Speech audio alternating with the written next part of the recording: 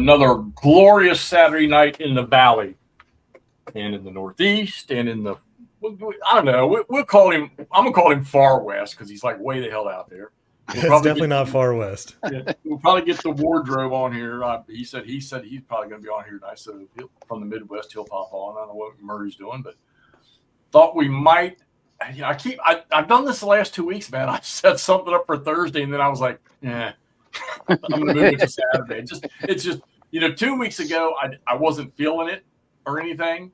And then this past Thursday, my brain is so wrapped around something at work that when I come home, I just have not had the mental capacity to want to get into, even though what we're going to do tonight, had we done this Thursday, it probably would have been a breeze because it's just a short thing to do. But, we're trying to get as much of this Army of the Potomac in. Like I say, the thing is in, I guess it's in its print stage. It's in Mark's out there. He can validate that. But he was kind enough to send us the final rules and the final playbook, and thankfully for that. I printed it, haven't had a chance to dig through it, and Camp has not played this since Rebel Fury a while back, so this is going to be more of us. We're going to take the Fair Oaks 2-turn scenario, and we're going to take a different approach to it. We're not going to play it necessarily by the special rules, so to speak. We're kind of going to co-opt this thing and try to figure out the possibilities. And I think, he signed off on everything last Thursday. Good deal. So the game itself, Mark, you can validate, was designed to play solitary. We're not going to necessarily do that solitaire-wise because we want to see, we've got all these forces here and what maybe these commanders might have done had they been able to, employ everything they had. And I think what we're going to do is the victory conditions are just losses. But Al and I were talking about before, maybe not point-wise because we're just going to be sort of like say co-oping this. We're going to label the Fair Oaks and the Seven Pines hexes as like objectives. So, make that the driving point of this particular string. Since it's only 2 turns, it's not like anybody's going to go dashing around anybody and run off the board somewhere. Jess, buddy, it is so good to see you, man. I tell you why it's good to see you, Jess, because I know you're not out in the boondocks firing rounds at somebody. So it's always good to see you on here, buddy. I need to keep up and check some more of your stuff. Plus, you got a second channel now, too. Jess he's from Poland. I believe he's an artillery officer in the Polish Army. And he does marvelous gameplay videos. So plays a lot of hex encounter stuff, a lot of stuff. Yep. All right. So, all right. So first off, what's the snow weather up in your area? My area, you guys are getting all the snow down there. We got nothing. We're sitting in the middle. Vermont, they got like feet of snow up there. The skiing's great. If anybody's looking for skiing, that's the place to go. In fact, I've had people in Colorado saying they're going to fly east this year. They got so much snow. Yeah, there's got so much snow. We don't have anything in the middle. And New York and you guys south of there, Philly, probably Nordic's going to get it. And you guys are going to get it, DC area. It's staying out of the valley. We're just not getting it here in the Eastern Panhandle. I mean, we're supposed to, but it's and I want it. To me, Christmas is that time of the year. If it's going to be cold, give me some snow. I mean, I can't go to the golf course, so if you can keep me home from work for a couple of days where I can goof off some more and get paid, I'm good with that. How about you, Ross? Anything going on out there weather-wise? Tornadoes? No, not tornado season. Cold though. It's gonna be when I leave tomorrow, it's gonna be 0 degrees wind chill. It's pretty cold. Ooh, the plains, man. Plains. Yeah. I can see. No, usually when they get the weather in St. Louis, Todd and McMurray will tell me, "Oh, get ready to go play golf tomorrow. It's gonna be nice because it's nice out here today." And usually that kind of follows suit. But snow wise, if they get rain, we usually get it. But snow, it heads this way. But like I say, it hits these damn mountains just to the west of me. We're at the foothills. Hits those mountains, and then it misses us, or the river split it up, and it goes around. And so I really want to see some. It'd be nice tomorrow, Sunday, to have some good snowfall on the ground. And, of course, this is our Christmas week at work. So we'll have our Christmas party at work. That's always a hoot. And this is the time where work is the most boring because everybody's getting away, taking vacation. Nobody's interested in doing anything in the office. So it's, and with me not necessarily being somebody that has to go out and deal with clients all the time, it gets even more boring. Plus, we put off our big to-do with the water department until after the new year, after the holidays. So my heavy brain work, I won't have to do that until the start of the year. Let's see who we got out here tonight. I know we Chuck got Christoph. Tonight. Christoph from Belgium. We got Mark Furman, the creator of the game here, the designer, the developer, the big dog, the ancient one. Mark, you're always welcome to come on if you want. Tell me, I'll send you a link. William Campbell, good to see you, buddy. You're always on here. Nord, Nord, we can start now. You're here, buddy. Tim Zales, good to see you, buddy. Were you around last Saturday? I didn't see you. Michael DePaul, how you doing? Who else we got? Yeah, they'll show up. Jess, of course, I'm glad to see Jess. Always good to see him. Don't we see him that often? Who are we missing here? Christoph, good to see you too, buddy. What are you playing, Christoph? I never went to Belgium the whole time I was in Europe. 7 years I was over there. You were never in Belgium? No, never went there. Larry from Hawaii on the beach. Larry does the what island you on down there? Because I went to Oahu to evaluate a scout platoon back in '91, and I remember we ended up staying at the Ilokai Hotel out on Waikiki Beach instead of in the nice, free Army housing. Brian Mulville, good to see you too, buddy. All right, so anyhow, let me bring this map up on here, and hopefully Mr. Reed will show up. And where we go. I'll be hanging out and observing. I did tune in last week to listen to you all talk to Mark about this. It was really cool, really interesting. And then I have obviously not played this one, but I have played Rebel Fury multiple times. I played the Fredericksburg solo one a couple times solo, and then I also played Opposed, the Chickamauga one. And I watched Mark's video with Fred Serval playing that also. Kind of consumed everything I could about Rebel Fury. Never hooked me for whatever reason, and I'm open to getting hooked on Rebel Fury or this one. I'm not cutting it off. It just has not grabbed me yet. So I'm excited to watch you all play and have Mark here also. And I'm going to certainly play this one. I got it on pre-order and I'm ready to get into it. Oh yeah, Jess. Hell yeah, buddy. Hell yeah. I passed on Rebel Fury, and McMurray has bought me more games than I think I bought myself. Bless his little heart. But he brought me a copy of it, and I always liked the look of it. And I don't think, because I never played it, I wasn't getting the picture of how the game played. Now, I know Alan's messed with it. He and I have had some conversations about it. So this is kind of maybe in Alan's case, maybe in your case, Ross, did I miss something? And I think after our little conversation with Mark last week, we got a little bit of enlightenment on it. Of course, I had the luxury of not playing the first version of the game, which now I'm going to backtrack, because I honestly think that you can get quite a bit out of, after Mark's explanation to us in the live show last week of how this thing's supposed to function, that, and we'll go ahead and say it like we said last week, the grand tactical, the maneuver of the game. Yeah. Hey, Jeff. I see that. Mark says send a link to him. He'll jump on. That'd be great. Yeah. So when we screw something up, he can tell us what we did wrong. Wouldn't mind having him on to coach us along. That'd be cool. I keep him on. But yeah, I've played this. I've played Rebel Fury. I messed around. I really liked the concept behind the Wilderness campaign and Spotsylvania stuff that he did there. And once I figured out the whole maneuvering thing of it, then it kind of made sense. I still got to figure out the combat piece of it, because as you said, it's pretty brutal on the attacker. Yeah, it can. Yeah, it definitely can be. Yeah. So that's the piece that's still tripping me up. But I love the maneuver, though. This whole concept of the simple maneuver, and once I made the click in my mind that, this is going to be like a game of Go rather than, a hex encounter type of thing. So, yeah, you mentioned that last week. That's I like that way of phrasing it. That's pretty, I like that kind of creating these pockets of kind of cutting off or trying to move around and maneuver around. Yep. Yeah, which now you think about it too, not having VP objective hexes makes even more sense with this game. There he is. What say you, Mark? Ancient One? Now we can only say good things. Oh hell no! You heard him. You heard him last week. He can talk as much shit as anybody. So.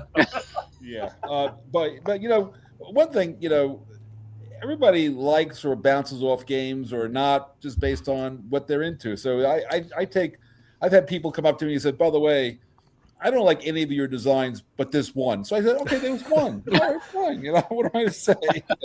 I also know that I can bounce off something last summer, and that's just stuff wherever my head's at or something. And that's why I'm gonna come back around to Rebel Fury, play all those again. I'll play this. It'll grab me at some point. Just visually, it's so amazing looking. Also, that Charlie Kibler did. Yeah, you know, well, he does all. I know you guys are all GC ACW guys, the same guy. And unlike, because of, I gotta tell you, I'm almost thinking I need to call this Memorial Series, not the Civil War Memorial Series, because every time I do another volume, somebody dies, so it's not really going well. But Wait a minute! I'm not liking this now. well, no, I'm out of here. It has nothing to do. You know, Rick Barber died when I was just at the end of finishing Rebel Fury. That was really sad. He was an old friend of mine, and I was really glad we were starting to work together, and he was getting some work out of this, and then and then Roger McGowan died, when I was making this one. So it's been I hope I make it to the end. Roger's story really just. God, that just hurts me to the core because of the fires and everything. And then, well, if you look at that last issue, I didn't realize, Roger, look, Roger wasn't the kind of guy to, burden people with his situation, but he was his cancer had come back, and so he was in rough shape and then the fire came. It's like it was just a body can take just so much, right. But as you saw in the back of the book, this one's dedicated to him. So, what am I going to do? Yeah, that was nice. I know we just printed off these things. Hey, let me tell you the first thing, Mark, that was driving me up the wall when I printed off it. I had to ask Al, I said, well, where in the hell's the damn Fair Oaks scenario? Did he leave it out of the book? And then he moved it to the front where it belonged in the top. Oh, yeah. Well, look, the reason you have, so Jason Carr was the developer and I did it in the order in which I designed it, and he said maybe we should put it in, in linear order. I said that's fine. It doesn't matter. They're in, and actually I was happy about it because this scenario is the first thing you're running. You said Ross, you said something like you played Fredericksburg a few times. Fredericksburg was meant to be a one and done. I mean, it's a great solitaire. You run up the hill, you get killed, and you're done. But beyond that, and I think too many people said, that wasn't that interesting. And I go, well, it was just, to teach you how to move a couple of pieces around, man. I mean, but, people bounce off of I learned. So this one, Fair Oaks is, very straightforward. And you didn't need to have a strategic objective because the Union is where you want to kill them, right? So they're right on Fair Oaks. So you win it by killing those guys.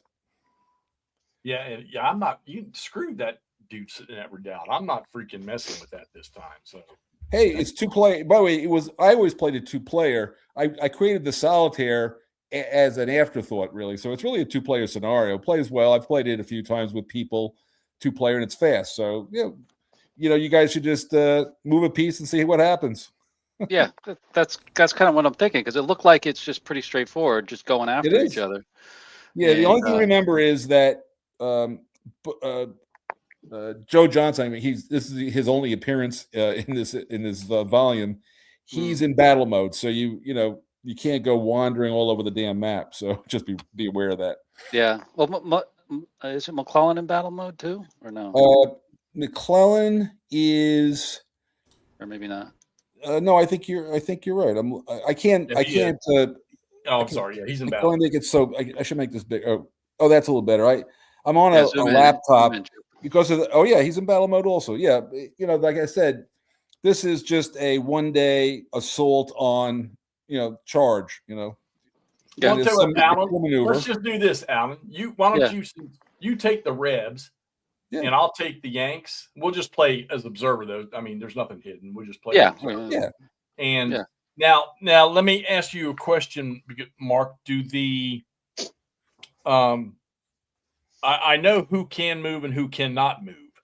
Okay, but for the everybody on the south side of the Chickahominy can move, right? Except on the PM turn, Sumner can come across the river and be in the game. Only Sumner. That's the second core, guys. Okay. Second core. Okay, so I have to abide by the movement restrictions. I mean, I know that the guys against the river up there, except for second and third core, aren't going to participate. Yeah, they're there they're part of the. I wanted part of the game. Any game also should be to give you a sense of what it looked like at the battle, so you get to see where those guys were. But they only remember the river was in high flood, and Sumner drove his guys across those bridges. Those bridges were practically falling apart, so it was kind of like he was well named Bull Sumner. It was his nickname for a reason. All right, so on the first turn, as the Union player, I can maneuver the third core. Yes, you can. Second core, I can't. Whatever. I'll pull it out. Obviously, you have this also. I haven't played it. Let's just take a look. What does it say you got to do? The game begins in the movement phase. CSA goes first. No flank attack. Oh, the victory point thing. Because if anybody gets blown, they only cost you 1 victory point because it's only a 2-star. And then you can't use attack support, but you get integrity. And both Sumner can cross on the PM turn. That's it. It's straightforward. Just go. All right. So Alan, let's go. You go ahead and take the Johnny Rebs, and we'll play with the destruction, just the victory points for killing units. But we'll make Fair Oaks obviously in Seven Pines. That'll be the focus of. Oh yeah, that's where they are. As you said, you got Casey and Couch. And you don't get no boom boom cannons, but I'm getting 4 of them. know. Hey, no, I will not. No, wait a minute, hold on. No, that's a solitaire rule for the artillery, right? Yeah, you can you use the guns any damn way. You have 4 shots. Right. Do it any way you like. All right. Yep. Yeah, so I got to figure out how the heck to get over here. So yeah, Confederates go first, and it's straight to the movement phase, right? Yeah, straight to the movement phase. Piece. No command. Okay. Which piece do you think you should move first, Alan? What are you feeling? I'm thinking. I'm liking. Let me flash them here. I'm liking either Whiting, McClaws up here. I mean, Casey in that readout, as Jeff said, that looks just nasty right there. It is.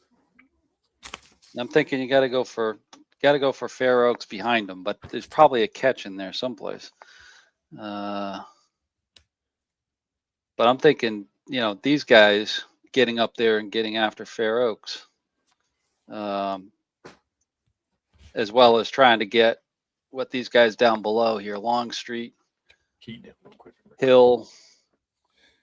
And remember the field works is not mandatory attack, so. What you want to do is you definitely want to pin. So the reason the objectives aren't strategic objectives, you got to pin him as quickly as you can so he doesn't go running away. And, right. Yeah, because you don't want him retreating back with his friends behind him. Right. And around McClellan, because McClellan can't move. Well, you're also limited how far you can chase him. Now you can always attack him on the edge. So, that's one of the little tricks in this thing. This scenario, if you play like McClellan, this could go very quickly. I'm almost thinking. Let me try this one. I'm thinking it's Whitting here. Okay. And having him go. Let's see. Can he do it? Wait a minute. 1, 2, 3. Oh, he can't get over there. You got him nicely 1 hex away from everybody. So Whiting is not necessarily the best one because he can't get the Couch right away. Well, nobody can remember if you're moving in. You'd always go into ZOI would flip you over anyway. Right. Yeah, that would stop him anyway. So why don't you just move him straight down the road to the I'll call it the east, even though the directions aren't, and just see what happens. There you 1, go. 2, 3, and then 4, and he's going to flip at this point. Boom. All right, there you go, Jeff. I get to go. Yeah, that's your turn. And then go back, and then Jeff, Alan goes, and you go. It just goes very quickly if you just don't think about it too hard. Nope. Yeah. No, you're right. Yeah. And so now I'm going to sit here and the GBACW brain's going to kick in where Don't do it. and there's no reason to. So I You're gonna think game out every possible permutation here. yeah. You might want to think about moving some third core guys up. Yeah, I already am. Yeah. And I'm trying to think. So you can the strategic type move as long as you don't move into a zone of influence and you stay on roads or railroads. Yeah. Okay, that's what I wanted to hear. All right, so let's see. I think that Mr. Couch is fine. So let's get some of the boys moving. And let's take. Oops, sorry. We'll take over y'all. We'll take Fighting Joe. I'm assuming that through that hex completely right there. I can't tell. And 1022 right there. Oh yeah. Does that road go all the way through, or is it broken up? That's Were you looking at, bud? by Hooker, 1022. Yeah, right there. It looks No, that road's been fixed. That's a road. Oh, okay. that's a complete road. Okay. All right. So, all right. Well, you know what? Since you don't have to have everybody side by side, There were proofreaders who went through every single hex on this map. Everything got caught. let's see. 1, 2, 3, 4, 5, 6, 7, 8. I think I like him going this way. 1, 2, 3, 4, 5, 6. Are you closer? 1, 2, 3, 4. It would have put me. You got it back. You got back in on the last move. Yeah. Yeah, moving. That's right. Yeah, because you said you can do that as long as you end up closer at the end of the road move. Yes. Okay. Yeah. So you guys out there that are going to be playing this thing, remember when you move, if you're out or in, if you're outside of the commander's command range, you've got to move to get into it. But you got to end in command range is what you have to do. Yeah. Well, remember that guy started in command range, and you never went out of command range, so you're fine. Once you're in command range, as long as you stay within command range, you go in any place you want. Actually, I did 1, 2, 3, 4, 5. 6. You know, you're right. I did go outside of command range. Yeah. Put the little thing out for a second. Put him back and just put that little, let me do that again. So radar thing out just so you can see it. So let me put that. Let me put his. What I do, by the way, when I play this game, I got a couple of pieces of blue. There you go. Yeah, I went out. You can't go. You have to go the other way. Yeah. 6, 7. There you go. You know what? Yeah, we'll just come right on down. No, we'll go into the woods. We'll go that way. All right. You can't go into the woods if you're using. Once you get past 4 hexes, you got to stay on the road. Oh, there's a road there? No, there's a road there. You're good. There's a road there. I didn't see it. I didn't see. Remember, I'm looking at a little screen, so I can't see what you're seeing. Get you off that damn iPhone and put you on a real computer. Now, Alan, this is a place where you might want to pin that Fair Oaks piece now and just lock them down. Just you don't have to attack them, but don't let them get away. Right. With Couch, so I could still do that with Whitting. With Whitting, just move Whitting again. Yeah. Remember, you can move guys right there. in any order. Yeah. Boom. Now that guy has to flip, and now the battle line's going to get drawn now.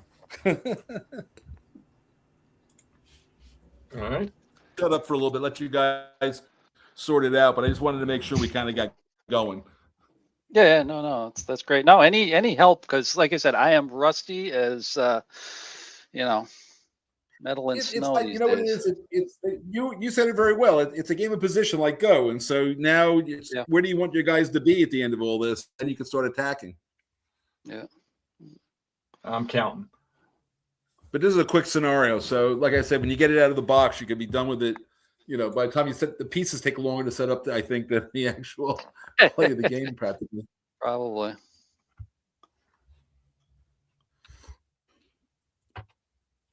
All right. And see, zone of controls, you cannot leave a zone of control unless you're chased out of it, right? No, during the movement phase, that guy, that Whitting, whatever, I can't see whether he's A or B, but he can't move again until after, if he doesn't fight, he can get out of there through disengagement. Disengage, that's what, right. So if I wanted to back Couch out, He'd have to stay in battle mode, but he can move his 1 hex and back out. No, he can not now. He can't, but later he can. Next turn. Next turn. Oh, okay. All right. Yeah, he's not Find going out anywhere when you- for the rest of this whole turn. That guy ain't going nowhere. That's right. You enter zone of control. It's completely okay. All Yeah, you're locked, over to baby. me, right? Over to me, right? Yeah. What do you guess, sir? I Yeah, believe so. okay. Yeah, yeah. He just moved that guy up under McClellan, whoever that was, from the 3rd Corps. Right. So now I should be able to take. I'm going to take Longstreet down here. I think I can get him extended marched a little bit. You can go 1, 2, 3. That's road. 4. No, you went out of command. once you're in command, you can't go out of command. Command. That's right. That's right. You That's all right. can play that little game if No, you're no, out no. of command. No, you Right. you right. can- Right. Yeah. Nope. I gotta remember that. And then I had the radius on there too. Yeah. Wait a minute, let me Well, that's how back I him knew up. it. Well, and when I play this, by the way, when I play physical game, I always have a couple of blue and gray cubes. I just kind of put them out, just to give me the general sense of the outline of the command range. Right. No right. fatigue, Nord. Christoph, those are the people lived in the houses. 4 and flip him over. All right. Yeah, by the way, those are really remember, this is from a census map. That's the people who actually live there. Yeah. Long and Saunders and Yeah, those are the names of the people's houses. That's on the census map from 1860. 60. Yeah. Yeah, that was the last time we So did there's- it. Now, So there's for no those of there's you- no black cat knobs on here at all. For those of you out there, if I were to take this guy right now, for example, he's on a road, he's in his maneuver. If I moved him, even though he's not in his zone of control or zone of influence, if I moved him into those woods, he's gonna have to flip to his battle line side because of the terrain. Same thing, I guess, like if you cross a river, stuff like that. So Actually, you can't cross a river unless you're in battle mode. Thank you. You're welcome. It's on that. It's on the the terrain effects chart. I Yeah. should probably pull Yeah. the chart up. So I got that on my second screen. All right, so let's go. Let's see. Well, Mr. Longstreet, we're going to see who's going to respond first here. 1, 2. Yeah, flip me. There you go. You got this now. Yeah.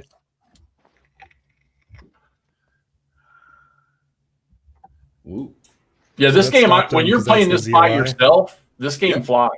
Oh yeah, it's as close to simultaneous movement without plotting you're going to find. Right. Mark, during the design and development of this and your other games, do you have a idea in your head about what the map is going to look like? This one's like kind of more muted than GCACW or something, or is that you work with Charlie and go back and forth with? Yeah, I ideas? got to tell you, I'm a game designer. I ain't no artist. So Charlie makes all those calls. And also, you got to remember something. This is a low resolution version of the map. So it's not what you would get when you get the printed game is, remember, going to be high resolution printing. This is a low res PDF map. Yeah. So it doesn't. It looks like. I mean, this is what it looks like, but it does not have the luster and the color that the final will have. Because Vassal can't. Over to you, Jeff. I mean, it looks good even on here. I love this style. I think it's a cool. It looks like an old map, which is cool.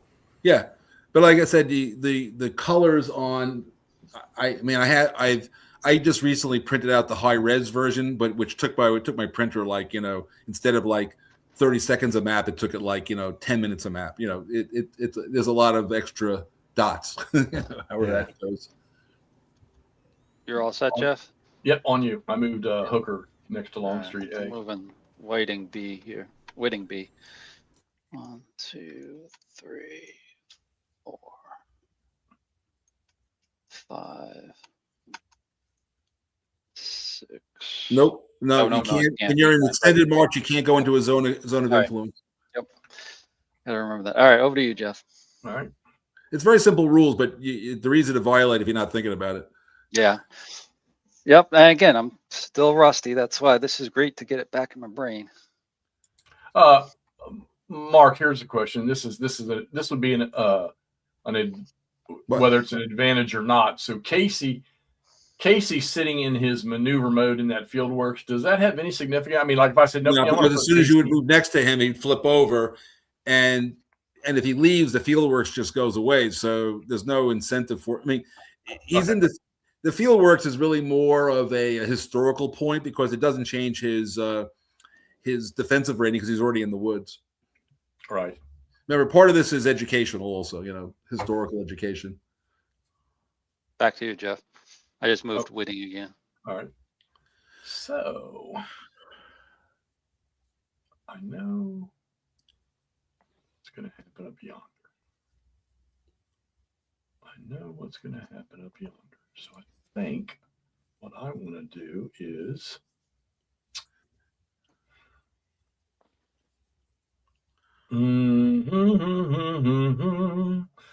commit it now, Jeff, or yeah, I think we better. Yeah, screw it. We'll go here. And so that is my. Oh no. Okay, yeah. Go ahead. Your move. Fine.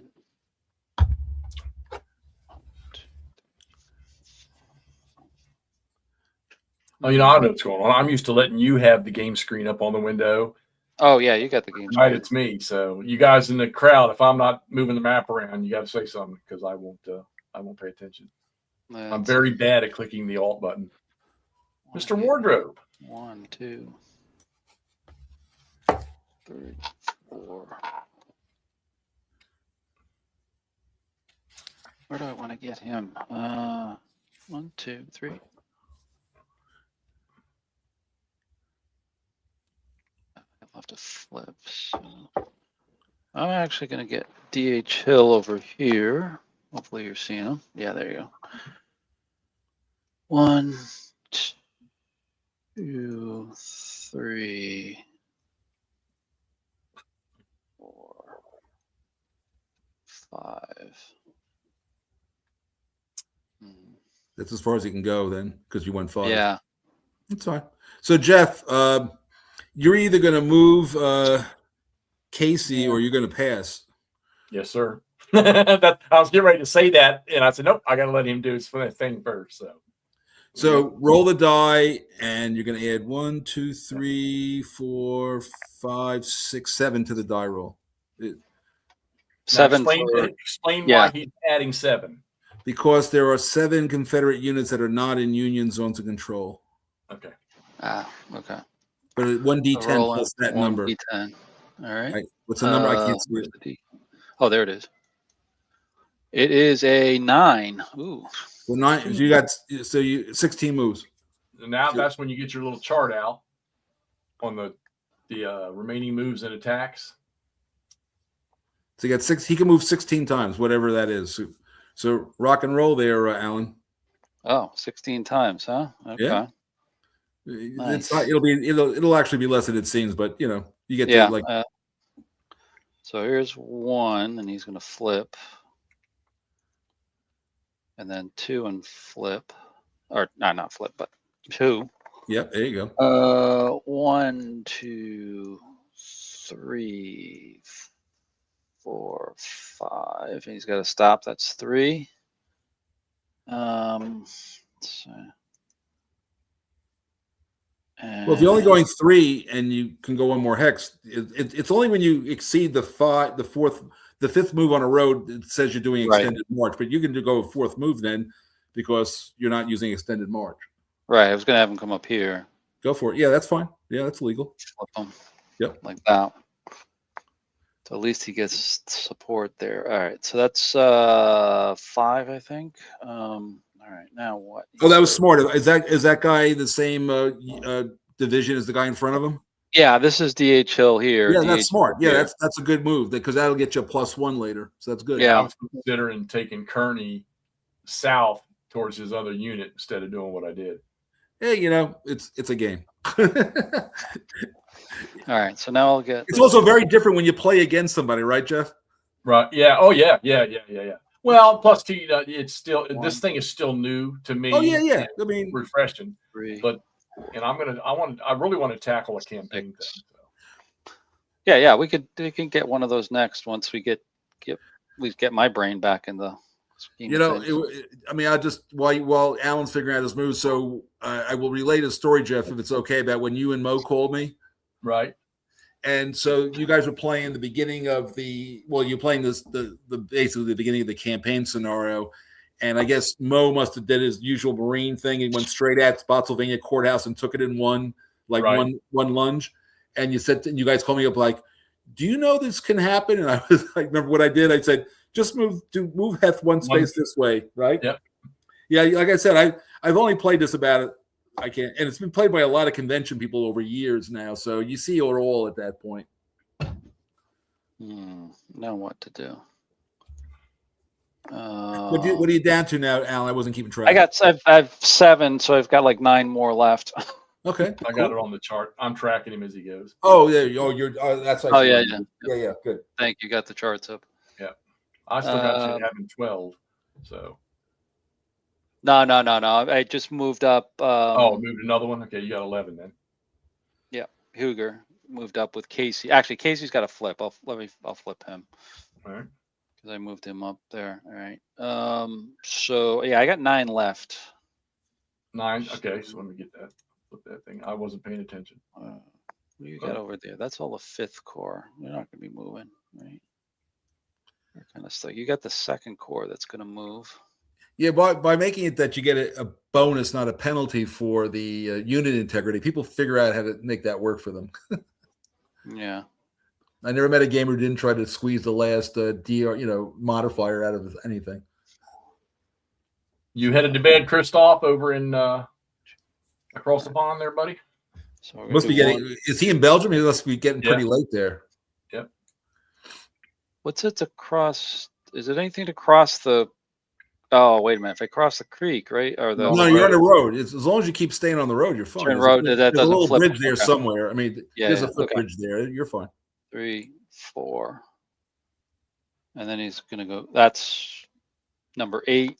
This will be number 9 to flip over. And then 10 for what it's worth. There you go.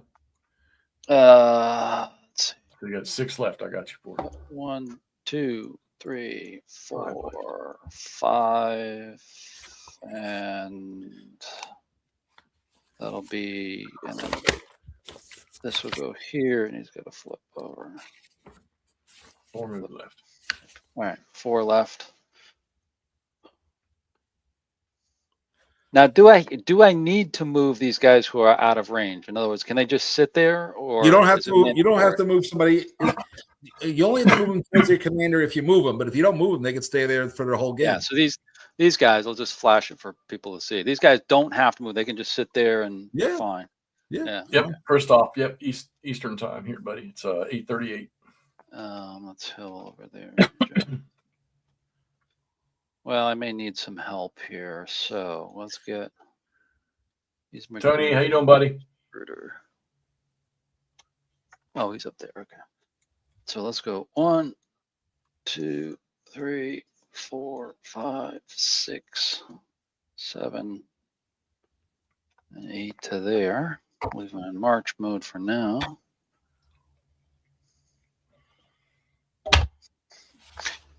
I think I got like what, 2 more, Jeff? That's what I think. Yes, I agree. Did you? He just moved somebody. Yeah, he just moved somebody. Yeah. So let's get part of Hill. So he's got to go 1, 2, 3, 4, 5, 6, 7, 8.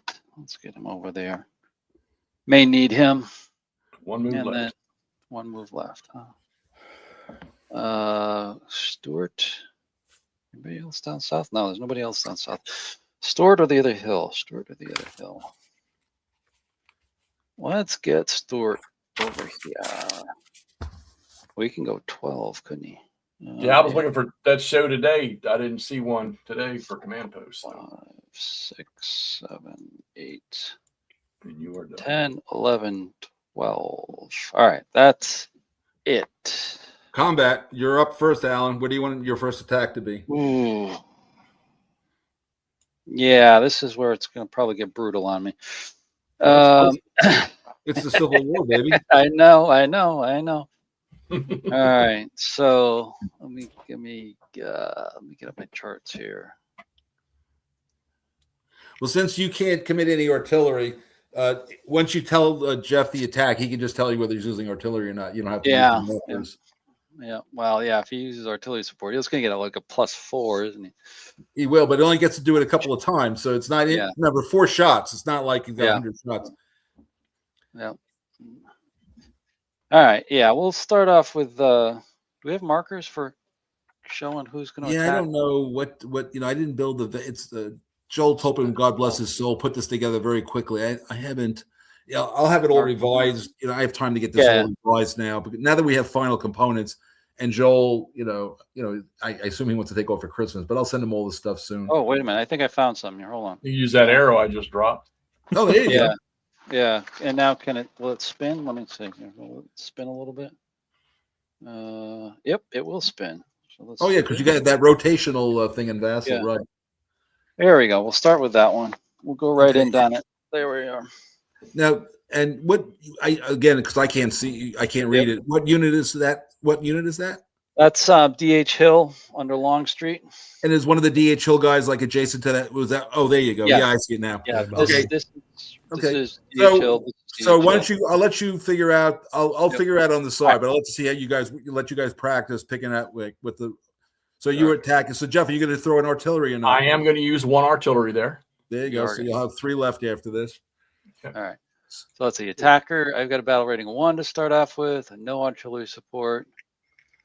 You've got 1 plus your artillery is 5. Ouch. No, he's also got defensible terrain too. And he's got defensible terrain, which is what, 8 now? Yep. And don't forget McClellan's within range.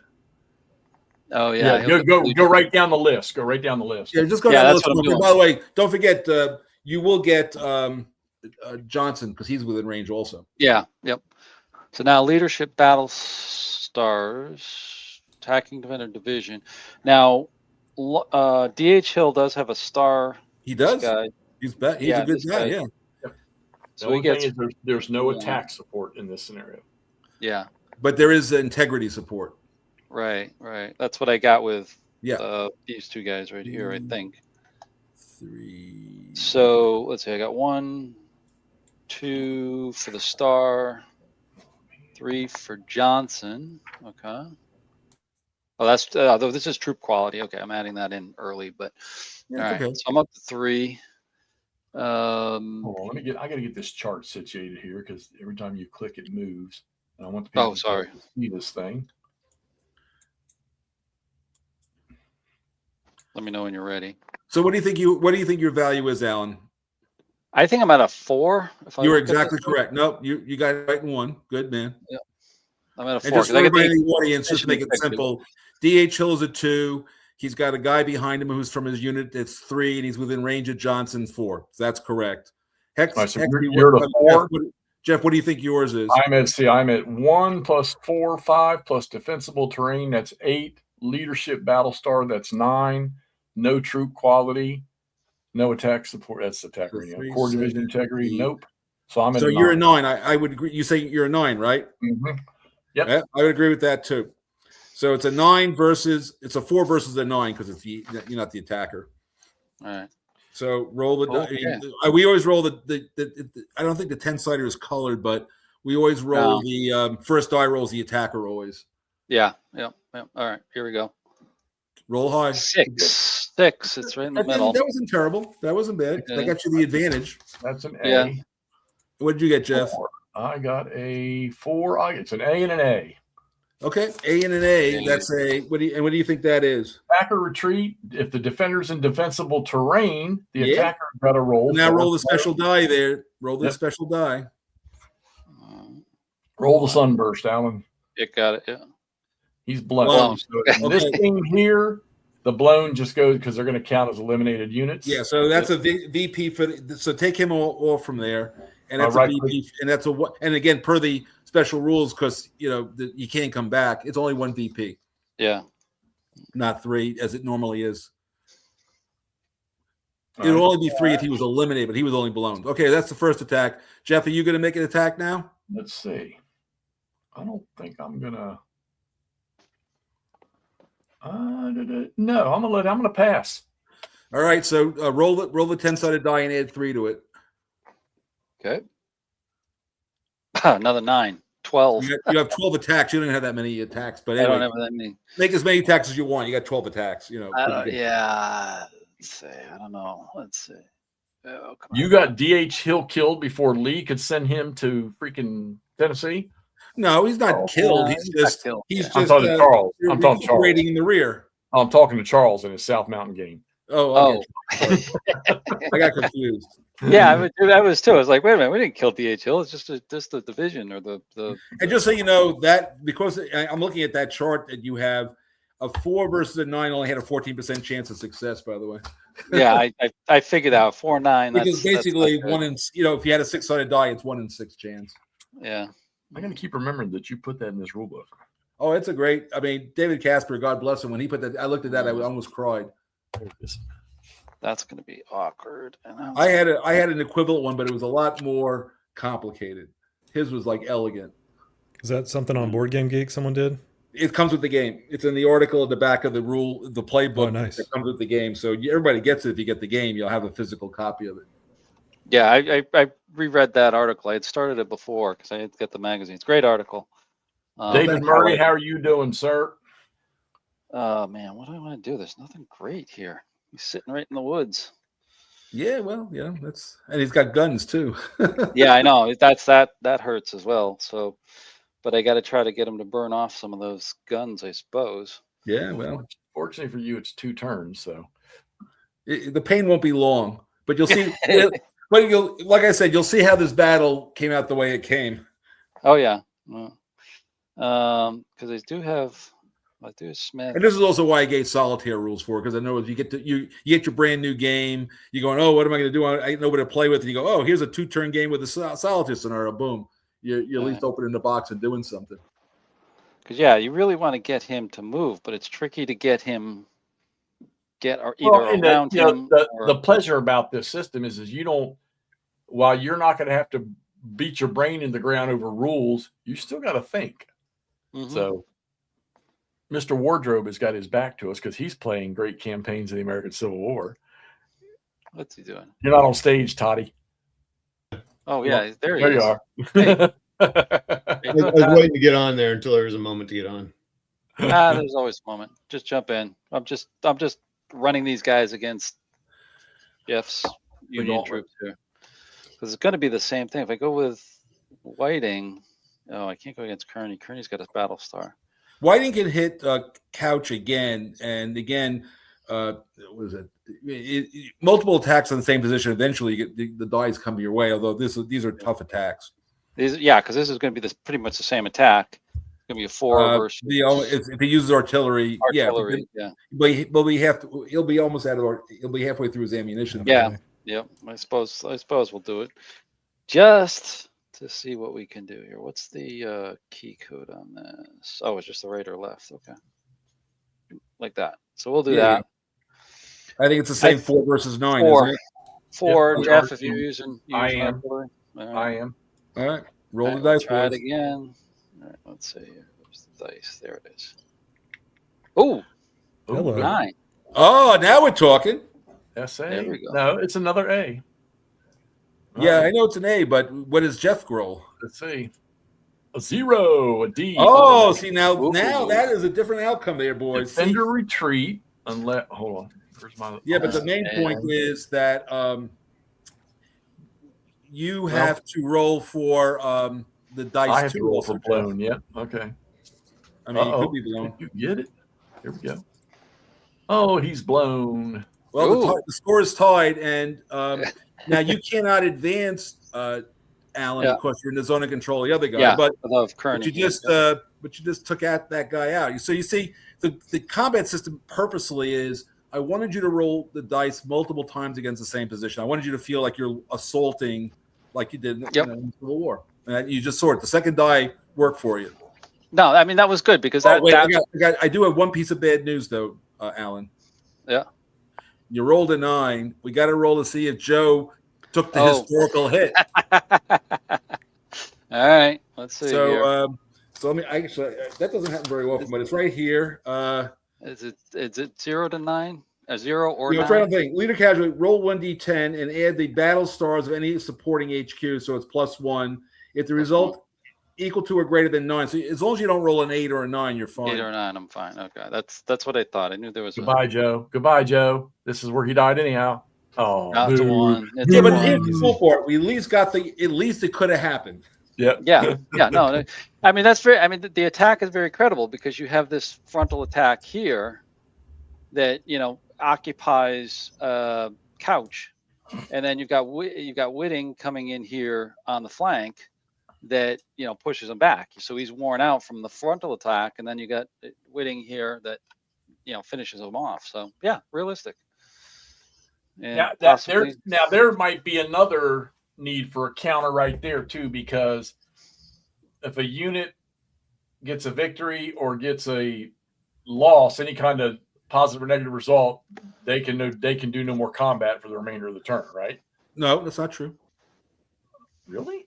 No. So he could. So what you're saying here is that Whitting can attack. Yeah, you gotta take all of the stuff you learn from GCA, CW, and tactical games, and just throw it out of your mind.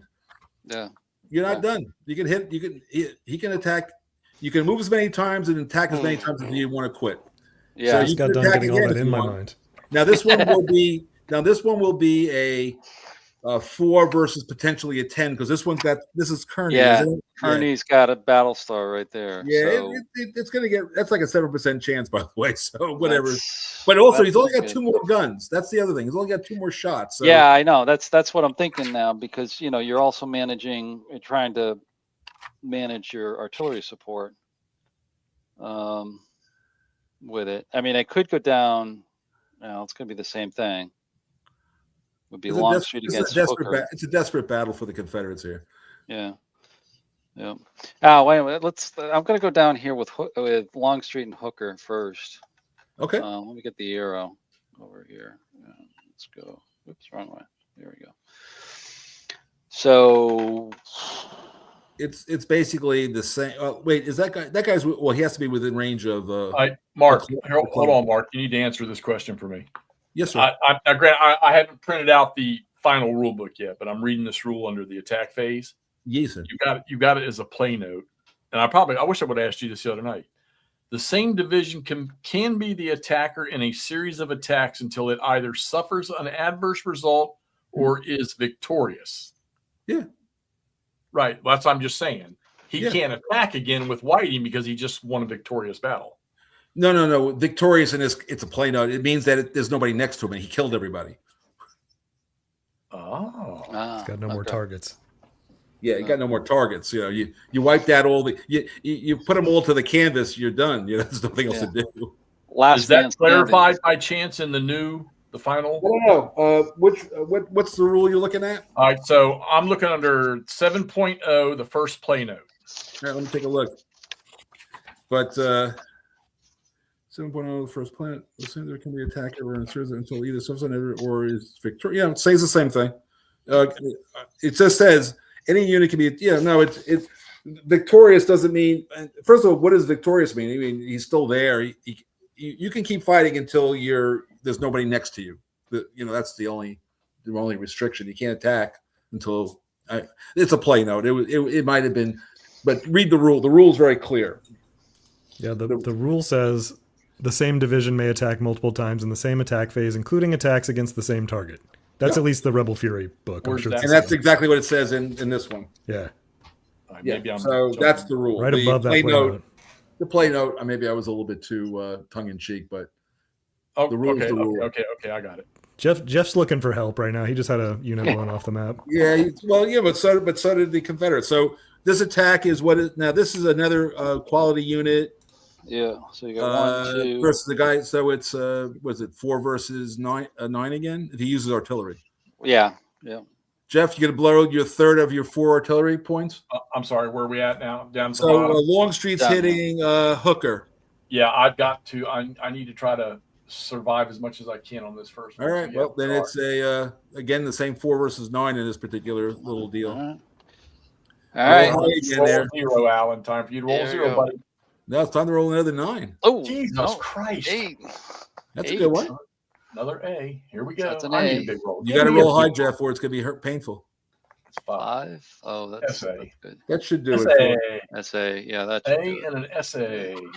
Attack or Yeah, that's retreat, retreats. and you're going to have to do the old blown roll again. blown Yep. roll again. Yep. Oops. Where my mouse go there, guys? All right, here we go.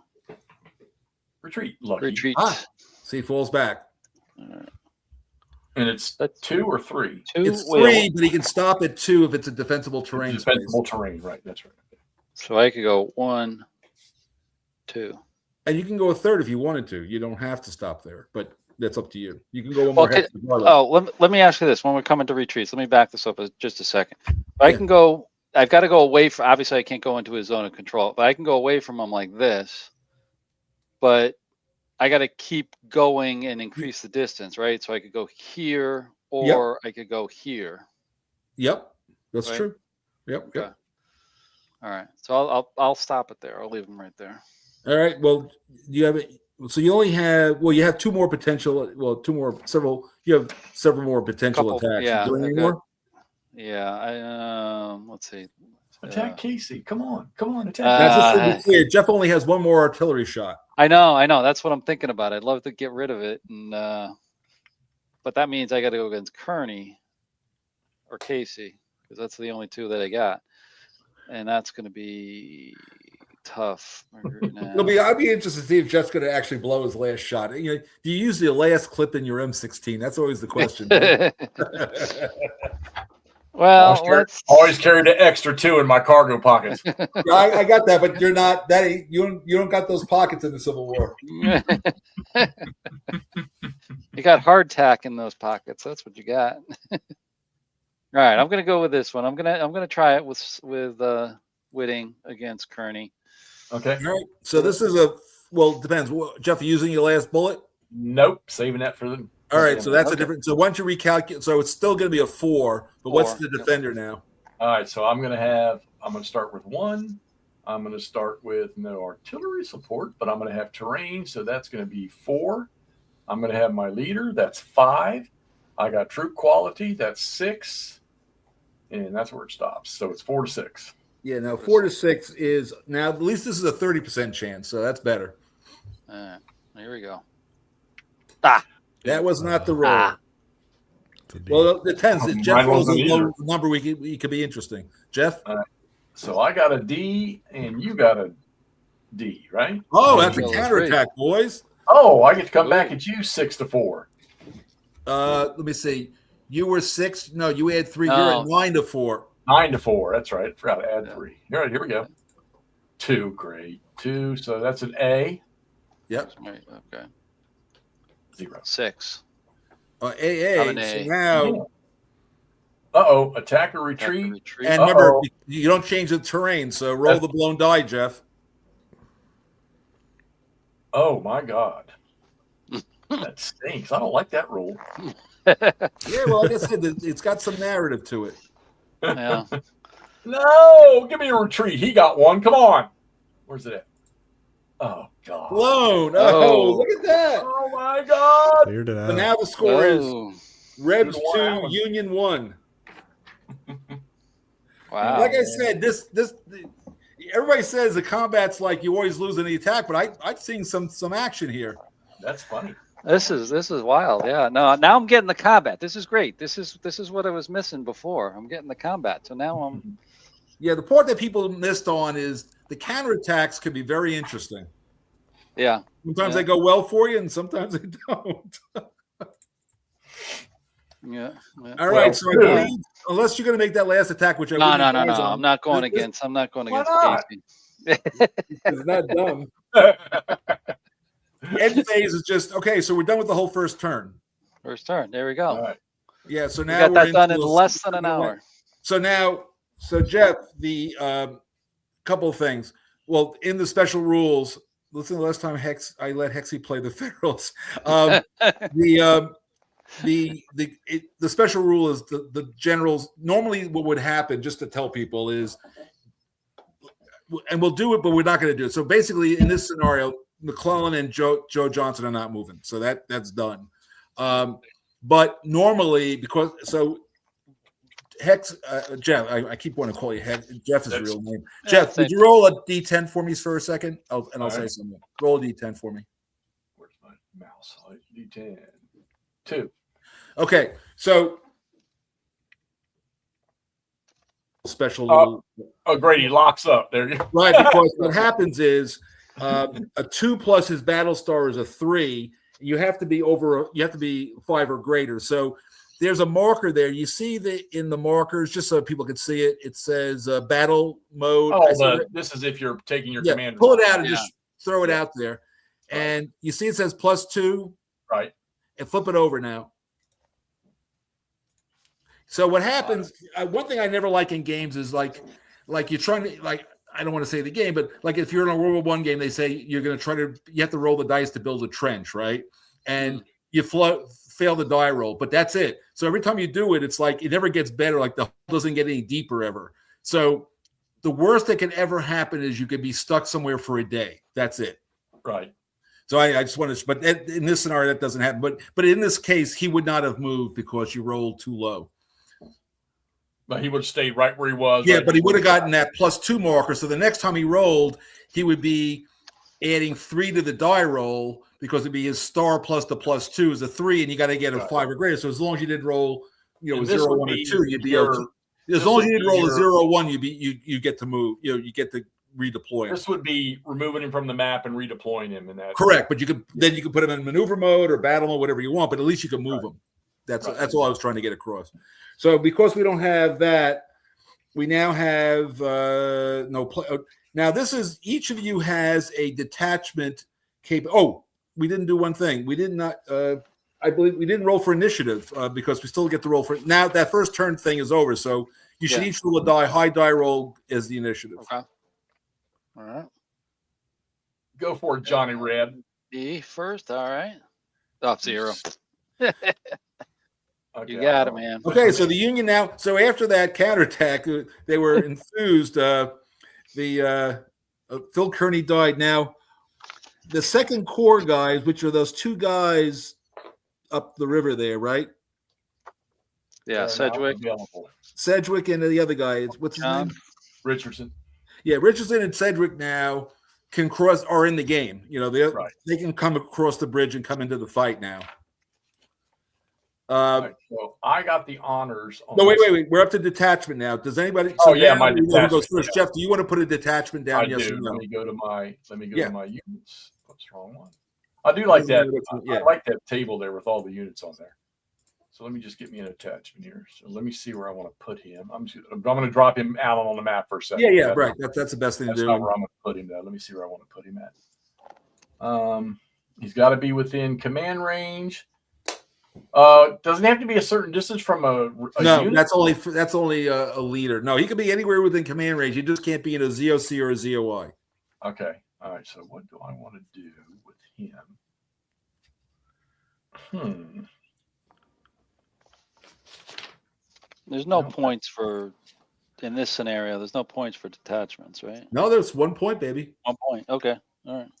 Yeah, and that's making him susceptible. I've already given you 2 points. I don't want to give you no more. I'm not gonna do a detachment. Does Johnny Reb want to put any detachments down? No. I'm okay, but I wouldn't either. But I had to ask. There's no off-map movement. Okay, so formation determination. So everybody who's not in a ZOI or a ZOC flips over to its, the maneuver mode. Maneuver mode. Oh, okay. So like McClaw's up here can go. None of the Union guys McClaw's flips over. The only guy doesn't flip over up there is the DH Hill guy who's within 2 of Casey. Otherwise, everybody flips up over there. Okay, and the Union guys, none of the Union guys flip up because they're all within Longstreet B. No, he doesn't flip up. Yeah, he doesn't flip up because he's within 2. He's a 1 because he's within 2 of Hooker. No, So Longstreet Long 8 Street- flips. one of the Longstreet Long B Street, does. the other Long Street, that one flips Yeah, up. this The other one is this one. okay. This one stays. Yeah. Yeah, you got it. And the other one is a 1. Oh, wait a minute. He should have been flipped because he's Yeah. within 2 of Hooker. Okay, there we go. Yeah, he's flipped. Anyway, and it happens sometimes. I forget. All right, so Hold on. DH Hill, he can't. He's got to stay in battle. DH Yep, that's Hill correct. B. That is correct. You're right. I thought I said yep, that before. yep. Yeah, he's got to stay because he's within 2 of Casey, I said. ZOI, right? All right, there's no blown division return. Now, disengagement. Technically, you could disengage Casey if you wanted to, Alan. I mean, Jeff. Sorry. No, that's a good defensive position for him. You like it? Good. There's no field work, so it's moving phase. And so, Jeff, you get the first move because you have the initiatives. All right. Yeah, that's it, man. Bull Sumner coming to the rescue. Mm-hmm. 2. Actually, you know what? I have to do that. I can go straight down that clear hex. 2. Oh, we got to make sure we have defensive terrain here. So, Well, remember something. If put up his zone, he can't even advance to you there. It's too far for. That's beyond his orders. Look at behind his command. Yeah, but I need a point. So, yeah, no, I'm saying, but he can't. Wherever you go, he can't go beyond that. right. That zone. 2. All right, so let's back that up. Let's go back it up. Back up. 1, 2, 3, 4. Let's see. Can I use extended with him? Yeah, I can. Yeah, you can. 5. Yeah, you can get onto Williamsburg Road and go down the Williamsburg Road, or you can go down. Yeah, the I'm thinking which one of these am I? I have a star on this, so that's good. All right, so we're gonna go 6, 7, 8. All right. There you go. All right, you're up, Alan. Now that you've and because he didn't disengage Casey, you can glom onto Casey now all over the place. Yeah, no, I that's what I'm thinking about is how do I want to. I need this open to see where I can go and where I can't go. Yeah. So he's coming over there and he's got him back there. All right. So Casey is the 6th core or 4th core, sorry. All right. So we will actually take Whiting. No, Nord, we sent Hancock out west. One, Yeah, Larry, I didn't buy mulligans before this tournament. I wished I had. Wait a minute. I can't do that because that's. Well, you'll go out of you'll go. You can go for. You're going to stay on the road, but as soon as you get within 2 of Yeah. over there, you'll flip up. That's okay. You'll be. Oh, I know. I see what I want to do. I want to go 1 to here, and then here. I've got to stop and flip because it's Yeah, non-road. you're crossing off a road. Yeah, you got to flip there. That's fine. That's what I wanted to do anyway. That's really good. That blocks up that situation there.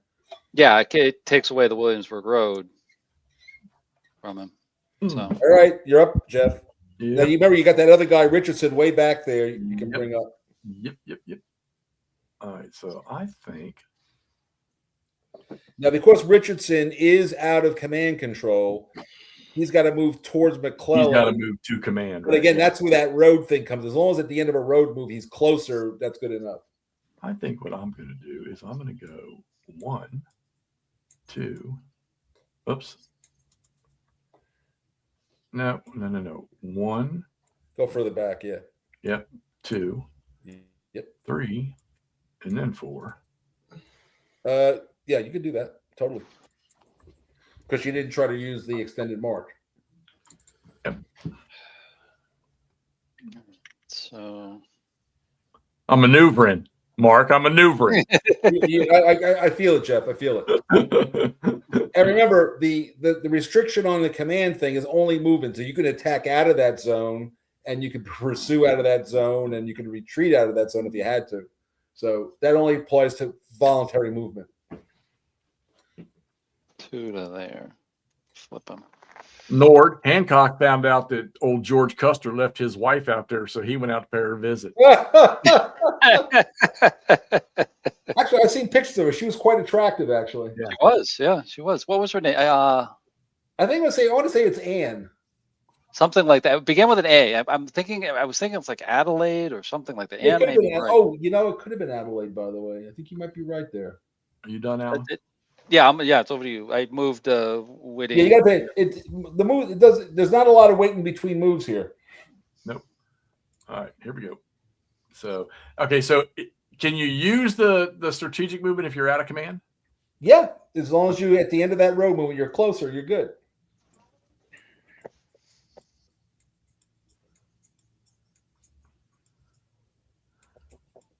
And you'll note now that you're in command, you can't leave command, but you're now in command in one move. See? All right, Alan, your turn, buddy. My turn. Buddy. What do I got over here? Hill, I get Hill over there. Stewart. 27 people out there, and I know Hey. 27 people haven't said hello. So say hello if you're lurking in the background. Come on, Danny. I know you're out there somewhere. All right, I'm gonna move Longstreet back here again. He's just all I can do is do well.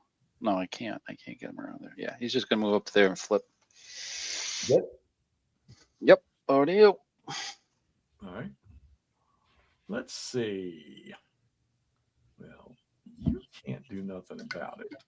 So I'm going to go, but I don't want to do that. I don't want to do that. Hey, Americaslav. Slavy, what's up, buddy? Elizabeth Bacon Cut. Christoph's still here. How do I want to do this? How do I want Is it really her name, Elizabeth Bacon Custer? Or is he kidding? You Liddy. can't push Charles is saying, yeah, Elizabeth Bacon. Maybe. I can't remember. It's been. You're going to get the defensive bonus no matter what I do. So, but I get to attack first. 1, 2, 3. All right, big boy. Back to me. All right. Did Richard? No, because he was on a road, Randy. But thank you for asking. With Need to get more. the internet lie. that's almost it's almost like a loaded question. Yeah, it looks like the Jets are going to beat the Capitals. I know. Stop it. I watched him give up the number 2 goal at the end of the first period before I turned the game off. Well, I got it on silent over here. I just looked up, and it's going into the third period. It's 4-0 Jets. So Do you have the Monument package? Is that how you're watching them? I watch them on ESPN Plus because I got the Disney package. Yeah, I used to have that until freaking Hulu and everybody dropped the Monument, so I had to buy the Monument app so I could see the Caps play. There you go, Jeff.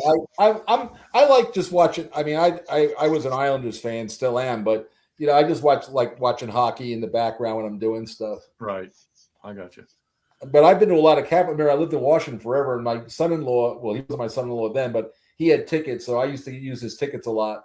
He was trying to suck up to the old man when he was trying to marry my daughter. And greetings back to Ohio, John. Thank you for joining. Thank you for watching, everybody, tonight. Let's see. What is it? I need to look here. I need everybody to go out in their backyards before this combat starts and do the Hexy Gets Good dice roll dance. Well, what's interesting is you burnt 3 of your 4 shots, and I saved 1. you're still behind. So that's not a good start. I saved 1. You saved 1. No, that was smart. That was smart. That's your first die roll is going to be the most important one, I suspect. So I can't get attacker support, right? No, nobody does. Yeah, nobody does. Too bad. All right, never mind. But that's what makes this also like a very tight, kind of crazy battle. Yeah. Yeah, if you read the accounts of this battle was a mess. These northern Midwesterners we got out here. We got Indiana, we got Minnesota, we got Ohio. Yeah, I wonder all right. Well, Snow's he's doing that, so I'm gonna. Who's there? You know, I used to work a lot out in Colorado Springs, and you realize why Pikes Peak's so important because it never snows in Colorado Springs. I remember every day getting off at Fort Carson. Yeah, we'd get that little Indian summer would come through just about the time we were getting final formation. Me and Buddy head to the golf course. yeah. Well, Carson gets that like the weather comes up from the south, right? Yeah, It comes up the side of the eastern side of the Rockies. Yeah, when I was working at the there's a space center. You know, the Space Command is more or less due east of Colorado Springs, out in the middle of nowhere. right. And I one time left there after we were running this war game, and it was really late. Let's say it was like 11:30, and it was a whiteout, blizzard out there.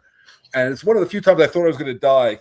But as we're going, we were kind of convoyed out of there. And as I got to the road that goes west to the Springs, as you got closer and closer, the snow diminished until when you got to the Springs, it wasn't like barely a flurry because the winds they hit Pike Peak and it goes around left and right and it meets out east. But as you get close, the mountain blocks it. I just like that we had a beautiful golf course at Fort Carson. We had Peterson Airfield had a beautiful golf course. We had. By the way, whose turn is it? By the way, I haven't. It's Hexy's. It's Hexy's. It's over there. I just moved McClaw's. Yeah, there you go. That's the big move. That was the move I was waiting for. And so you go now. So you're up, Alan, and I suspect he's going to pass because I think all his pieces are locked up. No, I got McClaw's right here. Could move. Yeah, up. but Hex, so you're gonna pass now, right? Yeah, now I'm done. Yeah. So just to look quickly, I see 1, 2, 3, 4, 5. You're adding 6 to the die roll, Alan. 6. 12. Yeah. Probably not going to You got 12 moves. I sent McMurray the link. Oh, I was hoping he would join us. Oh, he jumped on for a second, but then he left. He jumped on the chat. Oh. So let's take Stewart over here and get him. Probably working tomorrow anyway. Yeah, but didn't he say he's getting like a week off here next week or something? I hadn't heard that. 6, 7. Ooh, nice block. Jeb, hey, look, he doesn't need to do any freaking marches around the Union Army, okay? It's the last turn right here. What else do I got? Anything interesting? Not much more interesting, I don't think. So I can't get any attacks. This scenario is close to over, which is good. It's going to go very fast now. Alan, you can, and I'm not going to, because I don't want to see you miss it, but Longstreet B. Yeah, down here. This guy. He's still got one more hex he can close.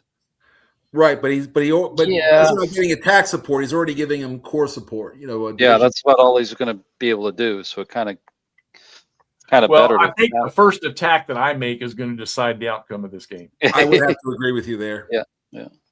I was just seeing if I can. How this usually. That's how this scenario always comes down to 1 point either way. I suppose I could move.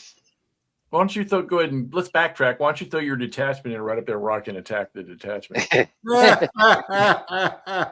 Yeah, I think that would be a mistake personally. I can get DH Hill over here. That could be tricky and move them up. I don't think it's going to do anything to move there for 1 and there for 2. But there's really no. And let me ask you this, Mark. There's really no advantage to like surrounding them. I mean, I guess geographically there would be if there was geographic. So the surrounding thing is that, remember, they can't coordinate. There is a flanking rule in Army of the Potomac that I put back in as an optional rule. Mm-hmm. So wrapping around 4 guys, you do get a benefit. But the reality is that they couldn't coordinate that in the Civil War. Yeah. When you have guys on the opposite side of a unit, they'd be shooting at each other practically. Yeah. I just think it's more of the psychological effect that Casey and the readout. Yeah, well, that's what they fight around them. Well, look, take a look at the flank attack rules. That does exactly what you're saying. Okay. Yes, right. That is 100%. I didn't read that. I saw that because I just print like Jeff. I just printed out the playbook today, the one that the good one there. And it's on page, and it's like in the very beginning. It's an optional rule, but I specifically said in this scenario, don't use that optional rule because that was way beyond their skill set here. Oh yeah, yeah. No, I know. I'd look at it for something more advanced, but Yeah. I'm just thinking about traditional stuff is trying to get around them and flank them and force them out without combat, if possible. But Well, remember in legally this you game, can't do that. if you hit a guy and he is blown or he gets eliminated because of that, you have to remember he's not really being killed. They surrender. I mean, that's really what it would happen. Yeah, Gotcha. they put their hands up. This is Yeah. not like World War II in the in the Pacific. Dying to the death with that. So let me You see done? this. I'll finish it off there. There's not much more I can do. Let's get Jeff into some combat. So Jeff, this is your big attack. I assume you're going to have Cedric attack. You know it. So it's gonna you guys, be- tell me, I'm you gonna guys have- calculate it. I want to hear you I'm guys. just going to go ahead and call the calculation. I'm going to have 9. You're going to have 0. That sounds like a fair trade to me. No, I don't think that's going to be. Where's that chart? That's damn. Well, what chart. happened to the map? I don't see the map anymore. Oh no. yeah.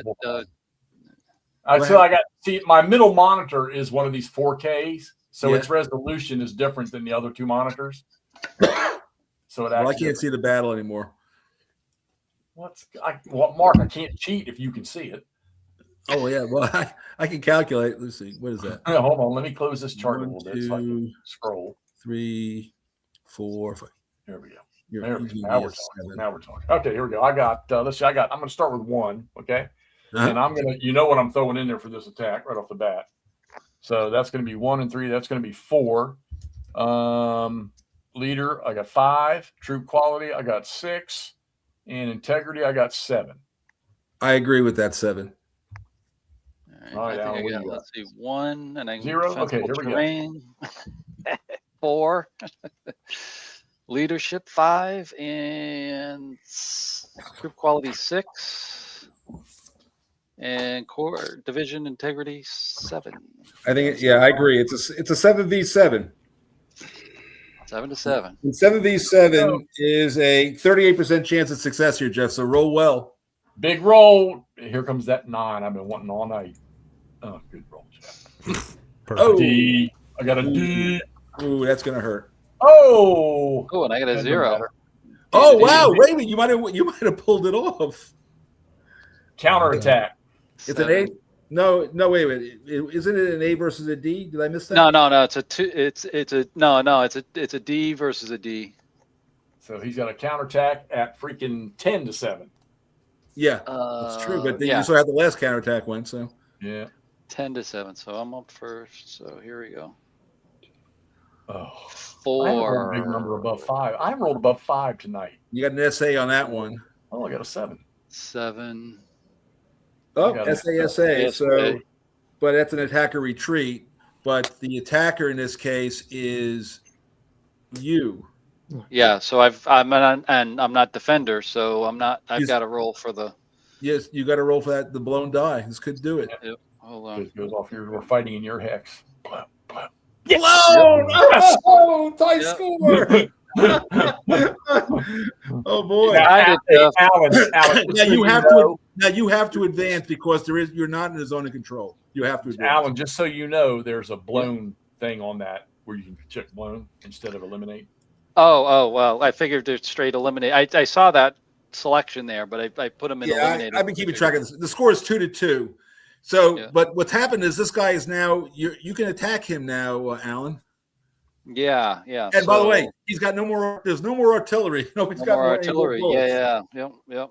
But you know what? I will say this. I'm glad for that advance because it put me in defensible terrain now. You did. Yeah, You you did. got defensible terrain, so yeah, that's going to make a difference. How So about this that, point- Nordic? How do you like them apples, Nordic?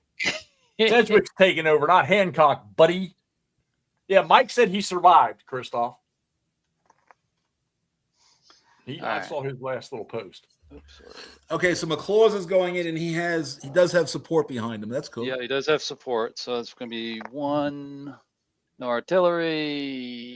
Yeah, Battlestar 2. Troop quality, or leadership, I should say. Troop quality 3. He doesn't have support. He has integrity. And integrity is 4. Yeah, so it's going to be a 4 again. What do you think you are, Jeff? Oh, I'm going to be a butt ton. No, I got 1. I got defender train. That's 4. I've got 5 for leadership. I've got 6 for quality, and I've got 7 for integrity. Correct. You see how easy it is to figure out the comp. Everybody makes a big deal. It's not hard to figure out. 4v7, boys. Roll. All right, here we go. Looking for a good number. High.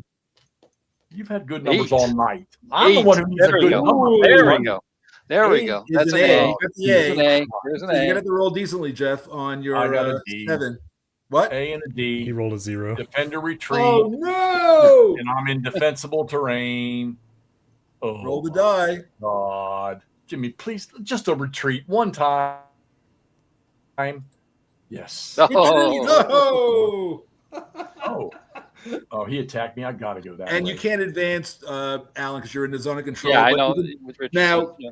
Now, Jeff, at this point, you would pass, I think, because you don't want to attack anybody. I'm not attacking with Richardson, that's for sure. So now it's you got your last shot, Alan, to pull this thing off. Yeah, I've got to go down here. Dun, dun, dun, dun, dun, dun. No, what's wrong with McClaw's hitting yeah, I see what you're saying. same This guy attack? up It's here. just Even better, no star. and this guy's got no star, so this one's going to be Yeah. a 4 versus a Well, 6. Hooker doesn't Actually, either, but yeah. Well, there's two chances because Longstreet could go after Hooker, who doesn't have a star. yeah, you got a couple more shots, but yeah, let's see what happens. So this is I've- going to be I've a only got 4 5. again, and you're I I think don't know what 5. you are, Jeff. 5. 1, 3, that's 4. Leadership's 5. And there's no That's it. integrity; it's just a 4 versus That's a it. 5. 4, 5. 4 was 5. All right. Here we go. 1. Oh, That wasn't the right roll there. Now the No. 5. No. I got an A. And you got a what? You got D a versus D. an A. Was it a D versus an A? D versus Yeah. an A. Yeah. Backer retreat. Yeah, Uh-oh, but defensible blown by. terrain. Yeah. Yep. Come on, baby. Boom. Come on. Retreat. Boo, boo. Yeah, but there'll be So no I more gotta battles in advance, that part don't of the field. Oh, no, it's not a counter attack. So if Hexy passes, well, there's only really one more. Well, I guess there's 2 more combats. But so Alan, you want to pass Hexy, or do you want to attack? I'm done. All right, so roll the die, Alan, and add 3 to it. But you have more than enough attacks, even. With 3. Yeah. Yep. That's gonna be 8. So Yeah. You got 2 more possible attacks here. well, I think 1 really. This one's. Well, you have winning versus Casey. You remember, even though he's in field work, he's still only defensible terrain. Yeah. Well, let's go with this one first. I think it's a Longstreet. little better. Okay, here he goes. Longstreet. That's going to be a 4 against what? 5 again? 5. 4 Wait, 5? 1, 2, 3, 4 versus a 5. 5. Yeah, because 5. you're in range of Later. McClellan. All right, here we go. Same Big thing. roll. Big roll. Oh. It's middle 5. It's an A. That's not going to hurt you. Oh, I rolled a big one. A and A. And A. That's Backer okay, dude. retreat. Oh, Backer retreat. defensible terrain. Here we go. Oh, son of a bitch.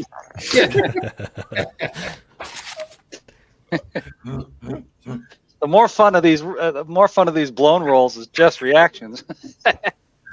Yeah, but these are like 31% attacks, so they're not. Yeah. You know, 1 and 3 is what you. That's like the standard assault. Yeah. That's about right. No, Nord. Sedgwick got between Hancock and Custer's wife. That's what happened to him. So you got 1 more possible attack there, Alan. Yeah, against You know, Alan, Casey. hey, Alan, we can just call this a tie. Yeah, but a tie is a Union victory. Ties a Union victory. I won't rub it in. I was leading. There was a chance there. And the dice got me. But that's it. Well, let's see. Well, isn't there 2? Because in theory, Huger here. Yeah, he can attack. He just has no support or anything. But yeah, He has no support, and then D.H. Hill could attack. Well, just so you know, when you attack below, when you're attacking below a 4, which is what he would be, then you have the possibility of significant disadvantages and bad things really can happen. Oh yeah, you get an SD on 0 or 1. Oh yeah. You got to be careful when you get below 4. Oh yeah, I see. Yep. And of course, the other flip side is when you want to. If a guy's in the open, that's when you want to hit him, because if you get a guy in the open, then you can get him down in those numbers. Yeah, because he doesn't have the +3 for the train, and big numbers there. But even with the defensible train, but they only get the 1 modifier for that. So he's What attack, Alan? Which attack are you talking there, buddy? well. I'm talking about Casey's hex. Casey's hex here. Oh yeah, Casey's only got a +3. He's got no support, and he's got McClellan, of course. Right, and he only gets 1 + 3 because he's That's got right. Yeah, the field works. The field works is just there to note the redoubt is there, but it has no real effect. No. Yeah. Okay. Yeah. So he would be a 5 in there versus a 3. And just so you know, the reason why you would do that in the game is if you can construct an entrenchment in a defensible terrain if you have the field works there. That's why you would do it in the game. But you can't do that in this scenario. Go ahead. Sorry, Chuck. Sorry, Chuck. So you're a 5. Jeff's a 5, and you're what are you? A 1, 2, 3? Is it 3 to 5? Yeah, 1, 2, 3, 3 to 5. All right, 3 to 5. Let's try it. Let's try it. Let's put the marker here and spin it around. There you go. All right, Jeff. Here we go. 3, 5. Oh, a 9. Oh, got an A out of it. That's as good as you're going to do on that one. I know. That's the best I can do. Okay, Jeff, it's up to you. What do you roll? I got a D. Oh no! Oh no! Defender retreat. I'm in no. This is not good. This is not good. Die. This is the game. Ah, no!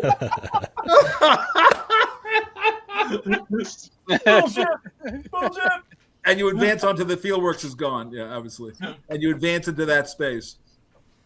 Son of a gun. Wow, that was hold on, Steve, I gotta pee. I'll bring it. So Alan wins 3 to 2. 3 to 2. Wow. But it's a boring game though. Nothing happens. Oh yeah. No, it's good. It definitely much better when you get a sense and you figure out what you're doing wrong with the combat piece of it. Because now I've got a much better handle on the combat and seeing how to do it. And you're right about multiple attacks. Eventually, you're going to get a number, but you just got to have patience and time and take those lumps. Well, I want you to feel like you're in the Civil War because most of the attacks fail. So when they work is when you get excited. or when Jeff rolls a blown dice. I mean, it came right down to it, right? Exactly, right down to the end. Yeah.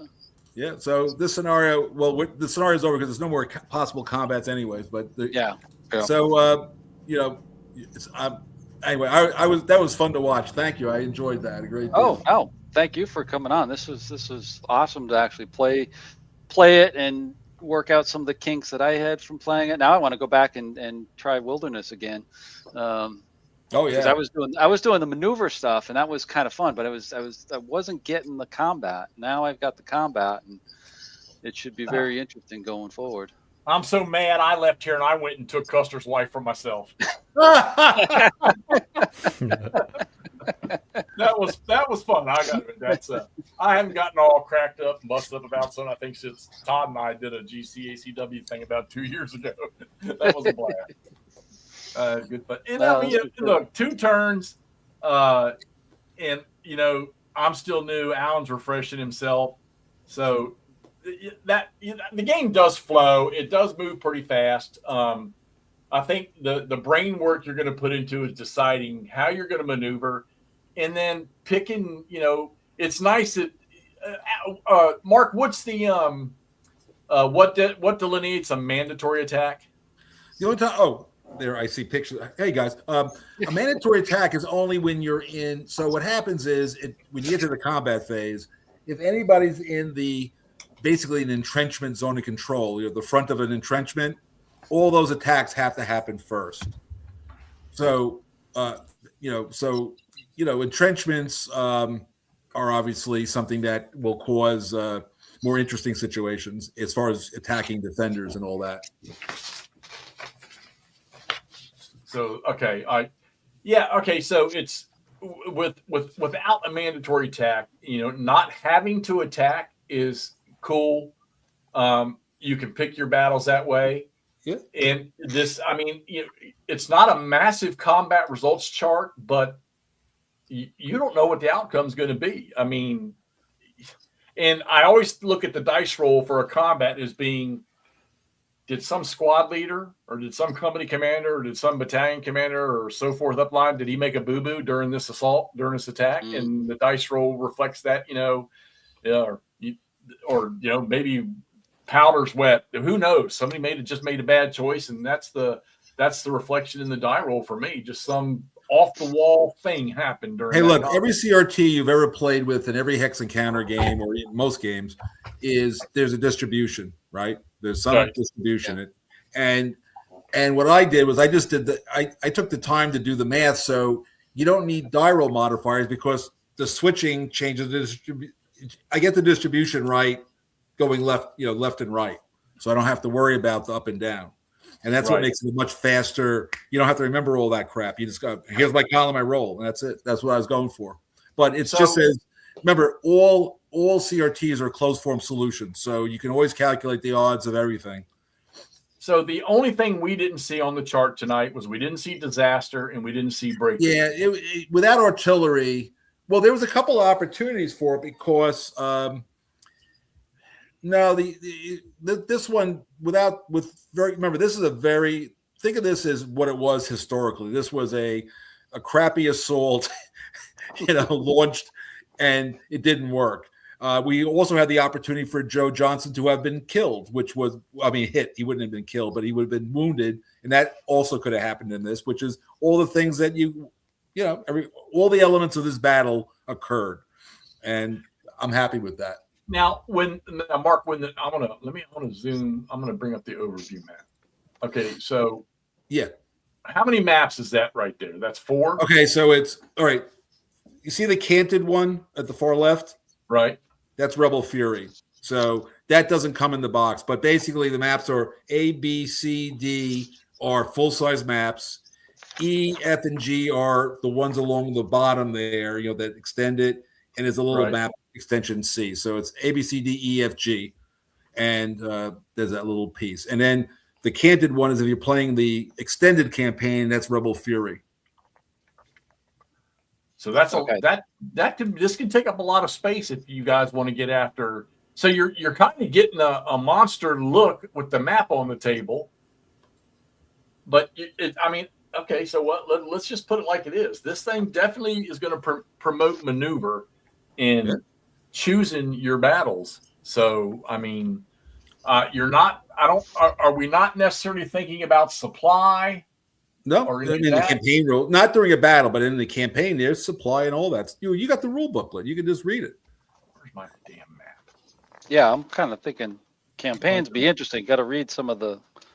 There's only 4 pages of rules, but go to page. Yeah. You got the rule from there, Alan? Yeah, I got go both to page 28. It's in the table of contents.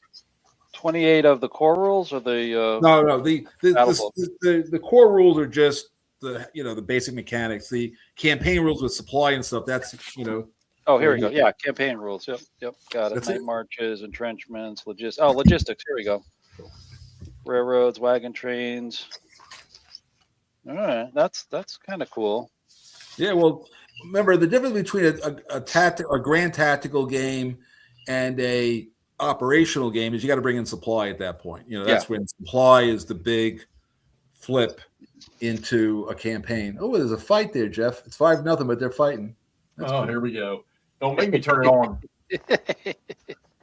Yeah, they're just talking. They haven't really taken any good swings. They're just telling them what they think of their mothers.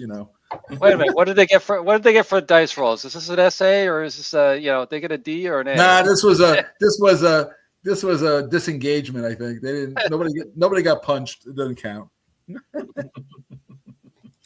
But like I said, as soon as you play like just any of the one map scenarios, you'll see it's a whole different. It's another ball game from this because those are like, Spotsylvania is basically 13th through the 18th.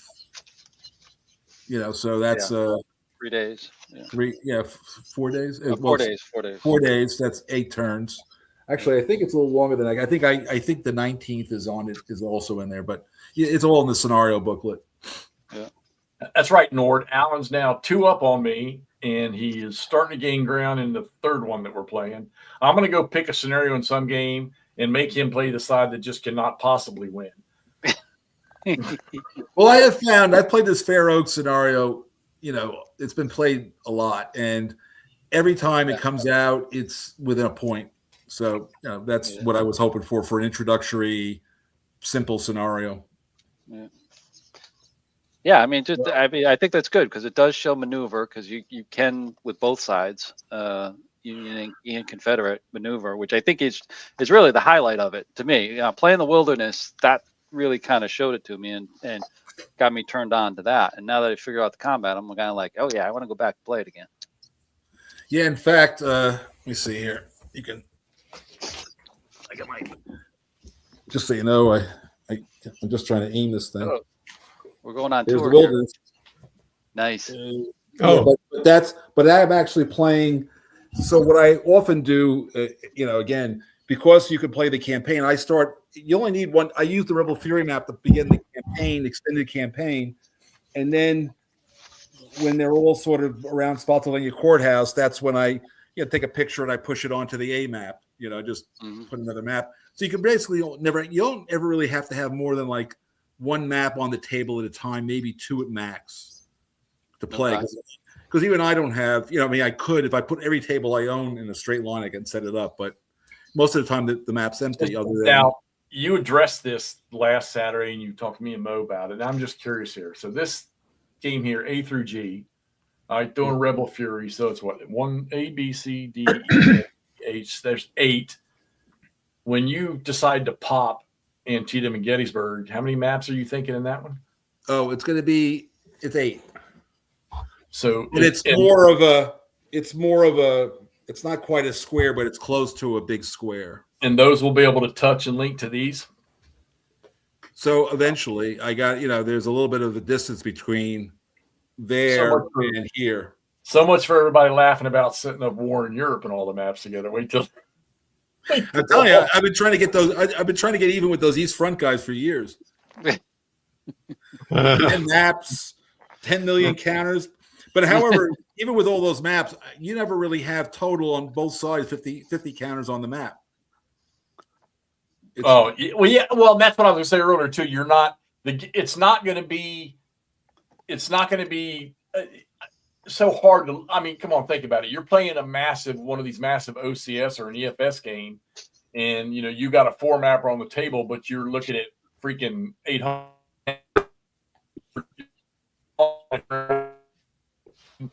He broke up there, didn't he? Yeah, breaking up here a little bit. Jeff, your internet's not working.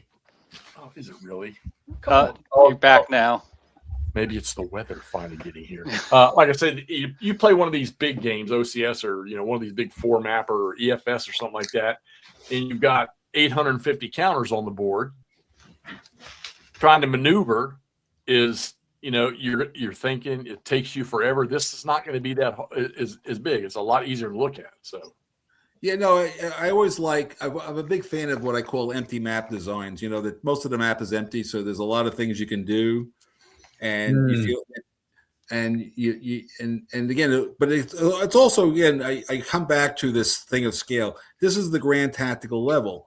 It is meant, it's a half mile per hex, and it's what General Grant, dealt with. When you get, 1 to 2 miles a hex, you're really truly at operational, and this grand tactical just goes away. And if you're below that, you're playing like Rocket Chickamauga, where you got where you put your artillery batteries matters. Yeah And you really limit this by your headquarters, right? Because that's really the limiting factor. You could have these huge maps, but really if you only got one headquarters, you're in a space. Well, this is not World War II. Okay. Yeah. I mean, as soon as they got a certain distance, I mean, one of the big moments in this campaign was when Second Corps, after Grant decides that he ain't getting to Spotsylvania, he sends Hancock's Second Corps to start his turning movement. At some point, he gets very nervous because Hancock's pretty far away without support. And he's worried that Lee's going to go after him. It doesn't happen. Lee never intended that, but it was something that worried him. So again, so you got to remember something also. the wagons. So the Union in this campaign had 4,000 wagons, and the Confederates about 1,500 wagons. So that wagon train marker is sort of represents, the epicenter of whoever's controlling that mess. But they're all over. There's wagons everywhere. I mean, there's shit everywhere. Yeah. And so if you can disrupt the other guy's supply, you haven't destroyed his supplies. You just made all the wagons run away. The wagons are going to, they got horses. They're going to. You might get a couple, but they're going to scatter. And when they're scattered, the army doesn't have good access to them. Yeah, that would be cool in your Gettysburg campaign if you extended that to get the Winchester. After Winchester's on the map. No, Winchester will be on the map. Yeah, but the whole skedaddle after the Winchester, second Winchester, and the wagon trains scattered all over southern Are you talking about the Valley, or are you talking about Winchester, Maryland? No, Winchester, Virginia. Oh, Right before Gettysburg, when they were coming through, and after Stevenson's Depot, the whole wagon train race up into Pennsylvania. Yeah, so that is in the game. Yeah. Oh, cool. Yeah, I mean, I don't have the Valley down to Staunton, but I have the lower Valley is in the game. Yeah. Did you just call the Valley the town called Staunton? You know damn well these rednecks and hillbillies down there pronounce it Stanton.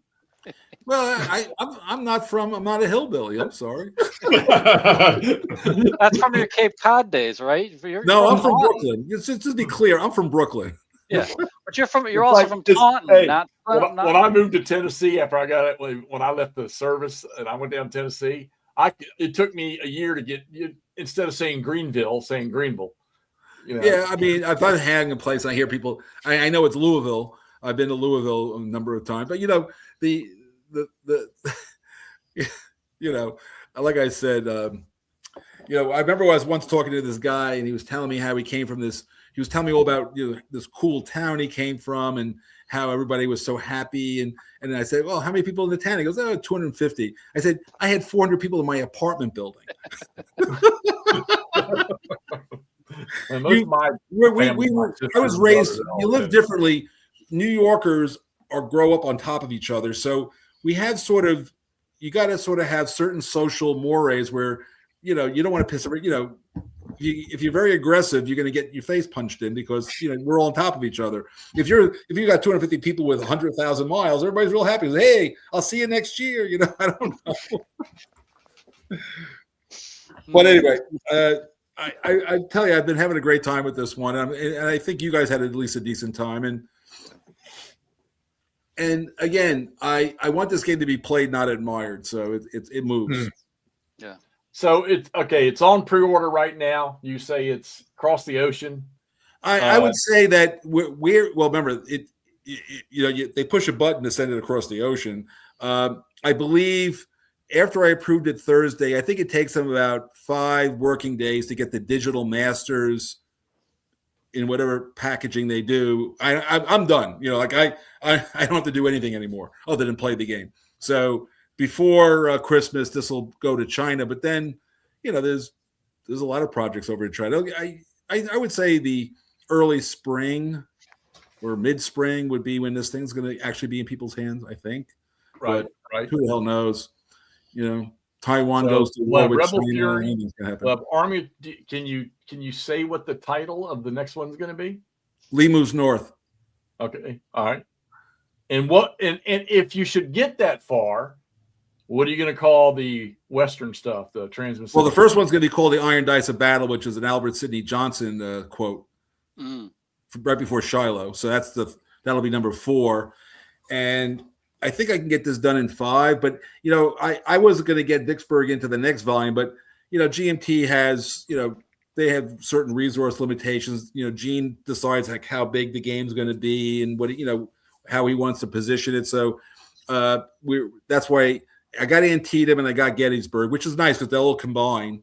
But we'll have to have the Mississippi will come. Thunderbolt. So all I know, Nordic Maelstrom 4174. Whatever the hell.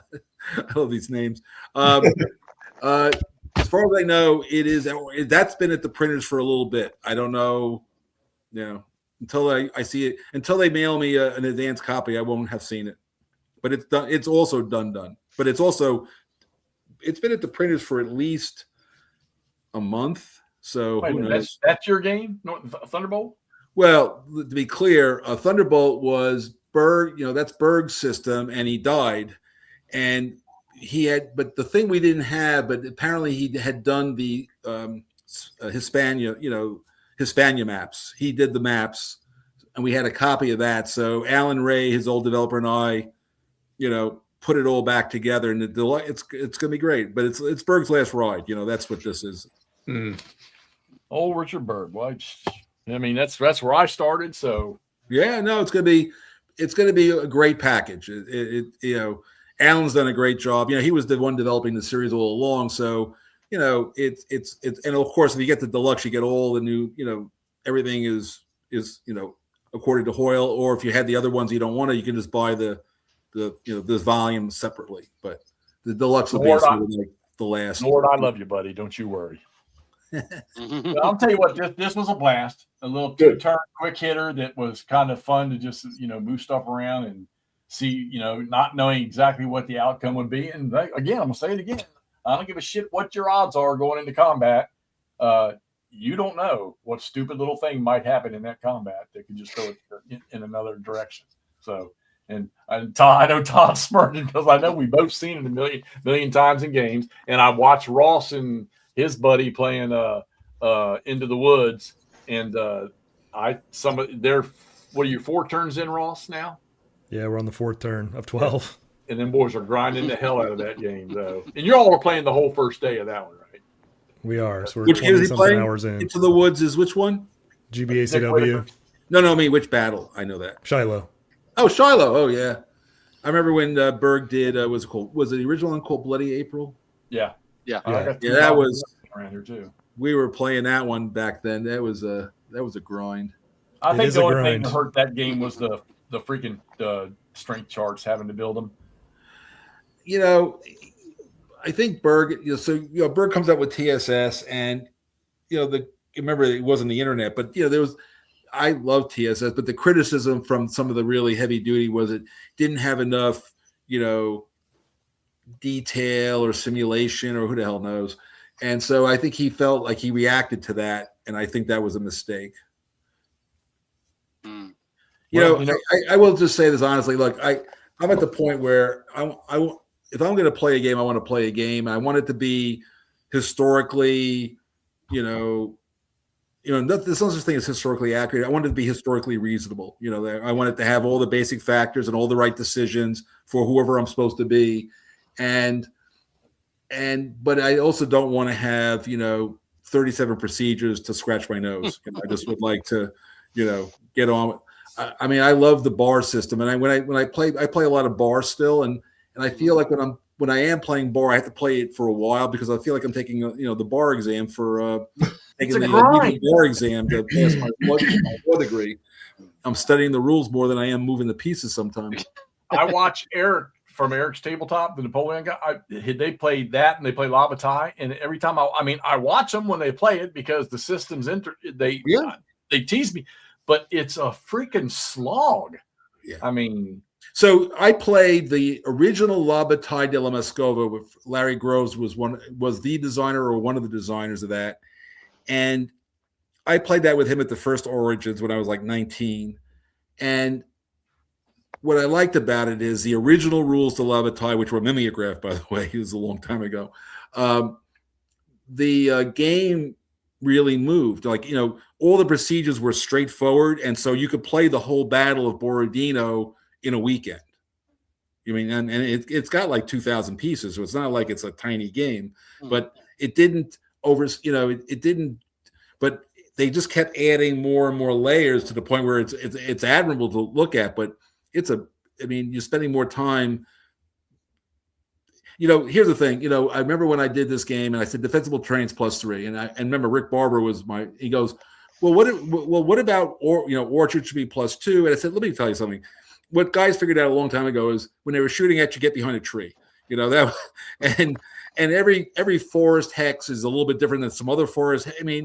There's no mathematical basis for any die roll modifier in a game. So pick one that seems reasonable to get the right general and then the subtleties are interesting, but they really don't matter. Right. Right. I mean, well, it seems to work for this. You're not. This is. I've always been one of the. I mean, I'm like probably a lot of people sitting here like the detail stuff in games, but it's nice to get one that's you're not going to get a headache over. It's going to play fun, and it's going to give you you're going to see what the intention was. It just as long as it's not detail for detail's sake, I'm good. Like in bar, there's a lot of detail around their formations, but that really matters in that period. How those guys form up and move around. That's a big deal. So there's a lot of detail in that. But, when you launch a cavalry charge and there's, 48 different procedures, so just to get the guys to move forward, it doesn't feel like a cavalry charge anymore. At least that's for sure. Right. Right. Very slow cavalry charge. It's a lot of drama. But I like I said, I am not one to say. I think I might. If you looked at Pacific War, I know you've got a copy, Jeff. I understand how to make a very detailed game. I mean, I think I've proven that. No. You never made a game that I opened the box, looked at it, and had to put it back on the shelf again because there was not enough detail to it. Not at all. Exactly. That game, I'm telling you, that damn thing's going to happen if I have to drag you online. Sure, I'll tell you. Look. By the way, go look online. Homo Ludens. Fred Serval.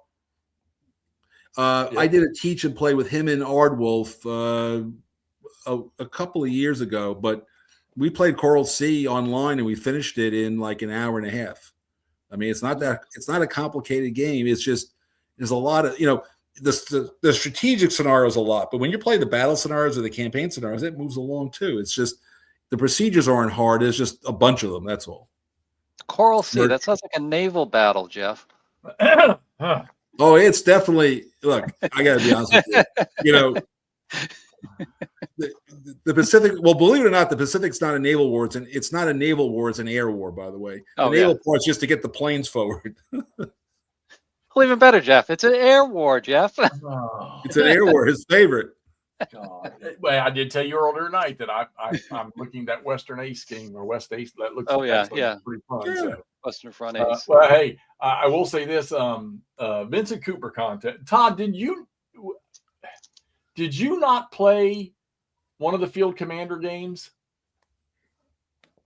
Your mic's muted.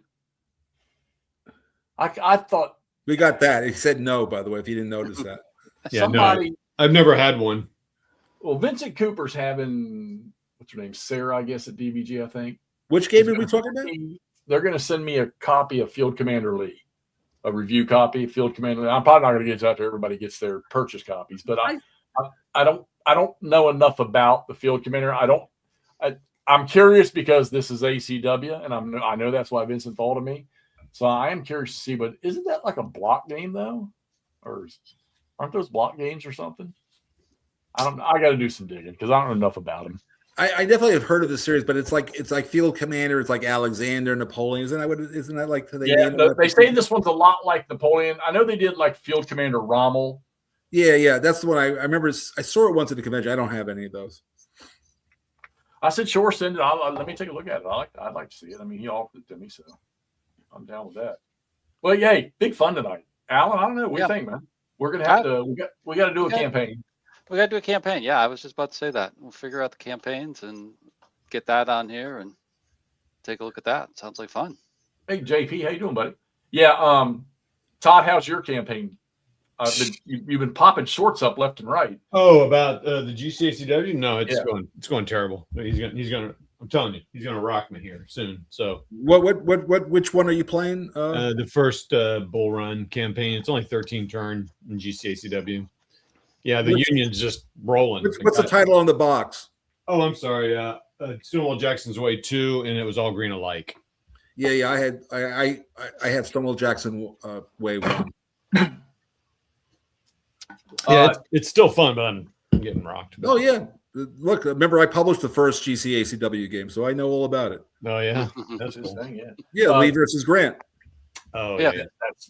Now, see, Alan, I was going to say. So, Alan and I were talking earlier. He went ahead and got a copy of Army of the Heartland, and that's John's game. Yeah, he and I are gonna tackle that, and then Alan, I was thinking too. Yeah, I know it's going to cause you to go searching again, but Uh-oh. Lee versus Grant. Oh, I can find that pretty. Yeah. I may be able to Yeah, find that's that. not a hard. We sold a lot of those. That shouldn't have been hard to find in the aftermarket. I know somebody, Jeff. So Oh. that might. We are JP. So far, we are. It's this is new stuff to us, but we had a lot of fun tonight playing this one. If y'all are coming in late, if you're out there, there's 21 of y'all now. Say hello. If you didn't get a chance to go back and look at the little 2-turner we just played, just rewind this thing and watch it. We had a lot of fun with it. A lot of hooting and hollering. Alan kept cussing the whole time because of his dice rolls were so bad. But it was a good quick play through, and we had the. But he won though, right? But he hooted and hollered and he cursed, but he won though.